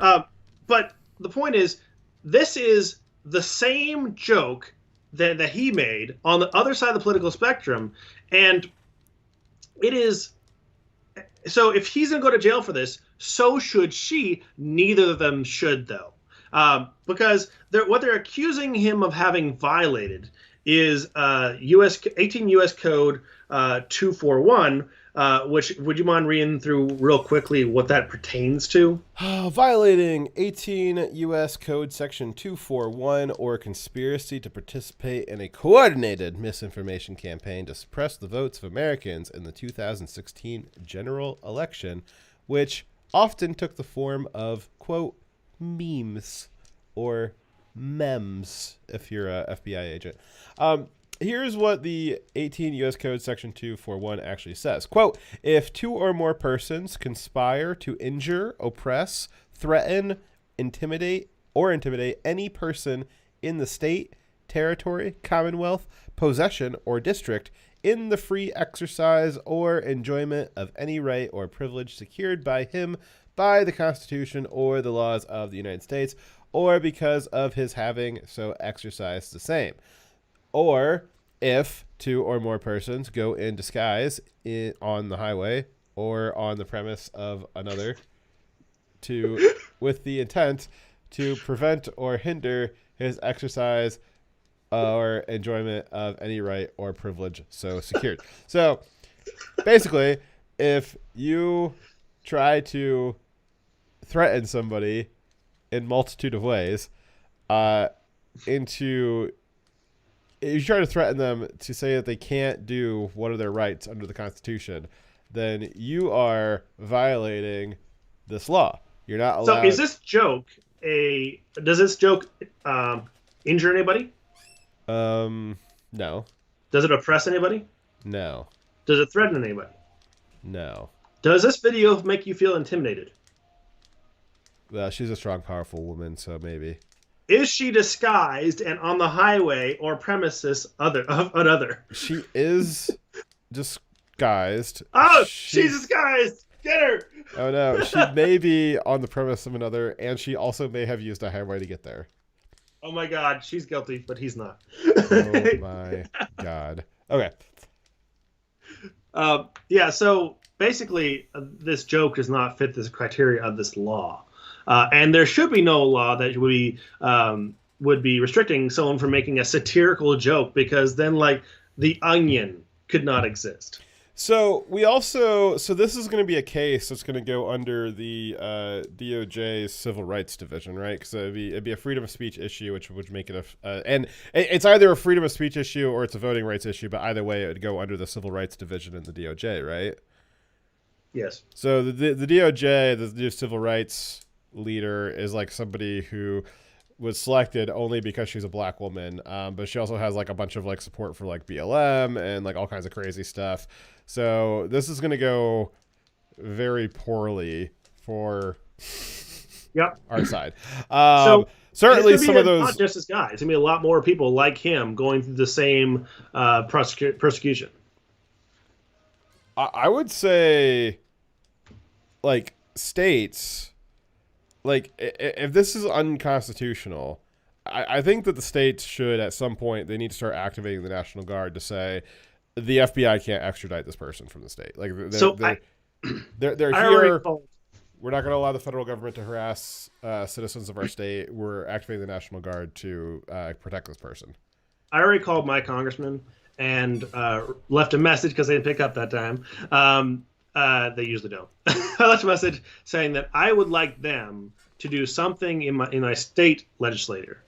So I called my state legislator, not my congressman going to the U.S. Congress, asking to do some sort of legislation that would provide us assurance that the state's not going to let the federal officers come in and arrest someone for making memes or political speech or making jokes like this. Yeah, because you got to imagine that they had to coordinate with local law enforcement. So that, like, at some point, local law enforcement was like, yes, making memes is something that you can arrest one of our citizens for.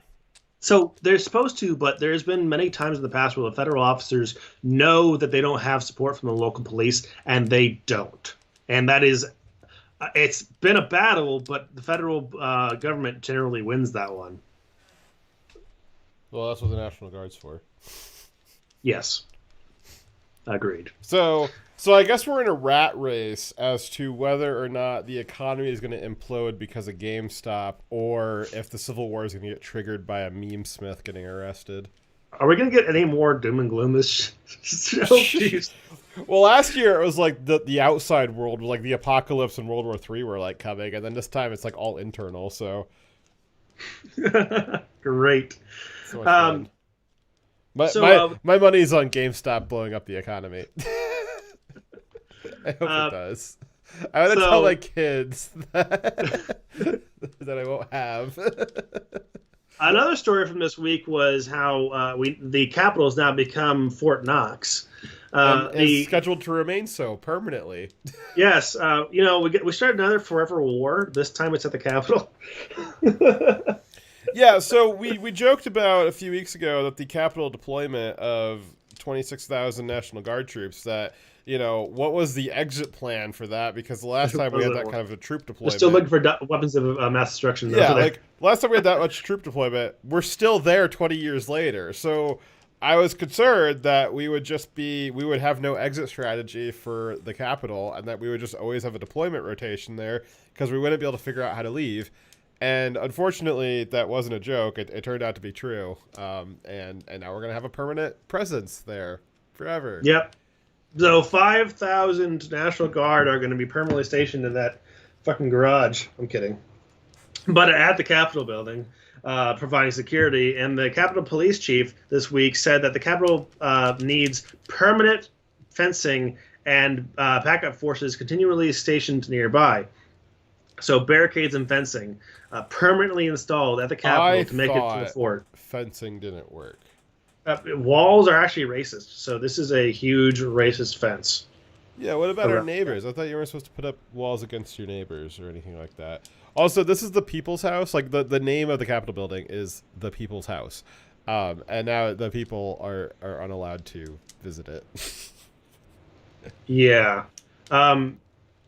Crazy. That's quite a cultural shift that now they really want to turn into that temple where it's just for the elites. Yeah. And I'll just jumping back to the Capitol riot. I don't retract any of the stuff that we said right after the fact. That I think I don't think it was anywhere close to as bad as what the media was trying to make it out to be. But we said at the time, as we'd said for the last almost whole year before that, and as Dyer just said earlier today, was that don't go to these things. It doesn't accomplish anything. It just causes more problems. Again, the media way overblew what actually happened, but we knew that they would do that. That's why you don't go to those things. You're just exposing yourself to that. And now we have people that weren't actually taking part in any of the riotous behaviors, didn't damage anything. They just went to a rally outside the building, and they're being attacked anybody by who was in establishment. DC that day. Anybody who was in DC that day. Yes. A lot of people that are listing off as being people who were extremist terrorists earlier were just people who were present. Not people who actually committed a crime, did any of the destruction. They were just there, and thus they are an extremist terrorist. Yeah, and so because we had that, now we're going to have a new Homeland Security Patriot Act thing that's directed at Trump supporters or just conservatives or apparently libertarians who are on par with like the most horrific people you can imagine. It's the worst people in the world, and then libertarians. And then pedophiles.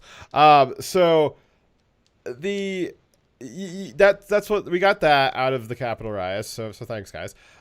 We got this forever narrative that it was Trump insurrection. Orange Man was so bad he was going to take over the government, and all of his supporters wanted him to.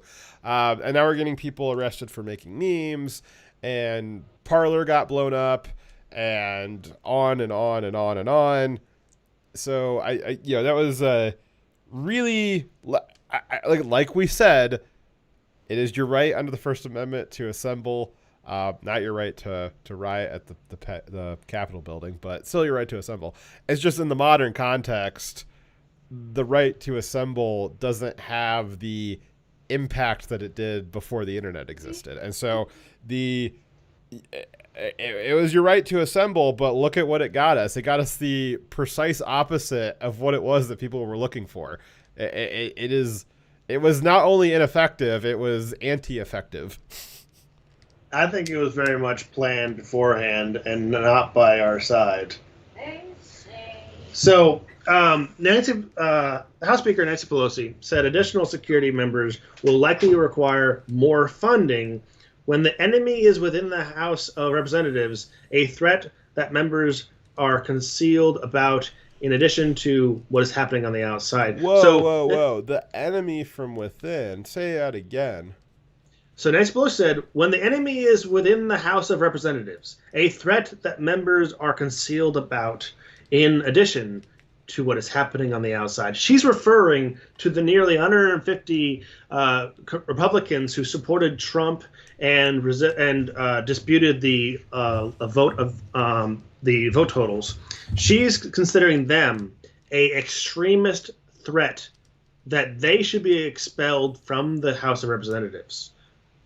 Well, at least one of them's a libertarian, so I mean, like, he's definitely a danger. Right, yeah, because they're also like terrorists, right? Yes, libertarians, Nazis. known violent extremists. Yeah, there's so many violent libertarians. They're always just imposing their will upon people. Yes.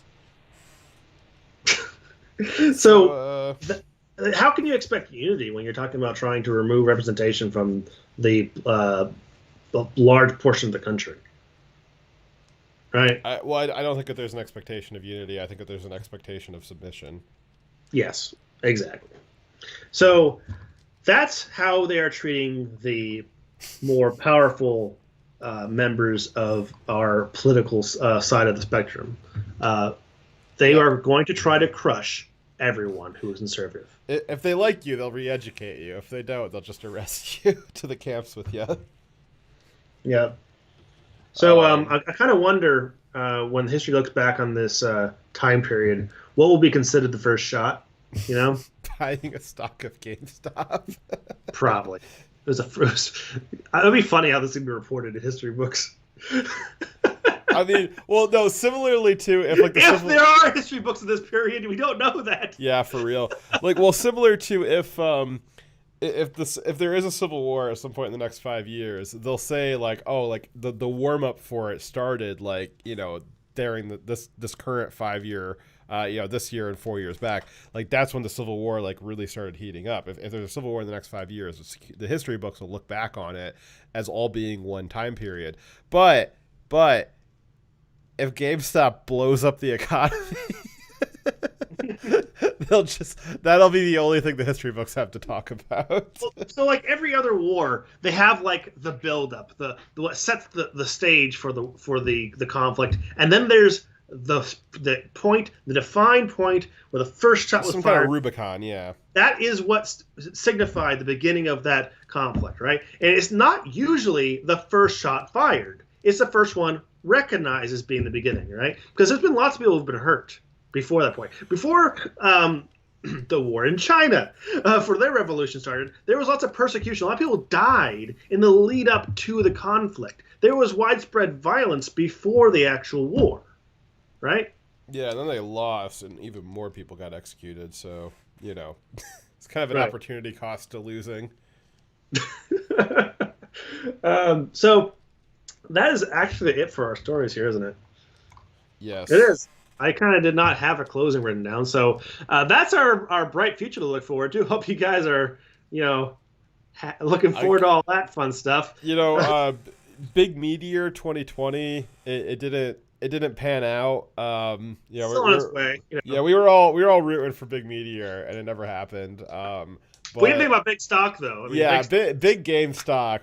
Big game stonks. That could be Big Meteor 2021. So, if you want the Great Reset that they keep talking about on your terms, the way you get the Great Reset on our terms is by buying as much GameStop as you possibly can and drive that price up to 1,000 so it blows up the credit market. And also, there's the funny aspect that I think you brought up earlier that there's probably enough stocks held by the Reddit group that they could probably have a controlling interest in the company. Oh yeah. Imagine what they could do if they all band together. Yeah, I was saying, because the Chicky Tendies is such a big meme with that, I was saying they should, if Reddit owns a controlling interest in GameStop, they should also turn it into like a chicken shop too. Like have it be like a combination game store and a new chicken fast food restaurant. It could be like the Chick-fil-A competitor that we never knew we wanted. Do you remember National Geographic had, or was it the History Channel? I think it was History Channel actually, had a series about all the different ways that the world might be destroyed. There's all these extinction events, and they had a lot of great ideas, but they never predicted game stonks. Yeah, for real. It's just the universal exploit we never saw coming. Like that is like. Elon Musk must be like, I was so correct about everything being a simulation when this started happening. Oh, gosh. All right, I think that's it. That's it for the show. We'll see you guys next week. We did this to death, so I think we did. It's dead. We beat that horse so much it's basically a puddle of blood. Yeah. All right, see you guys next week. You guys have been awesome. Dire Wolf out. All right.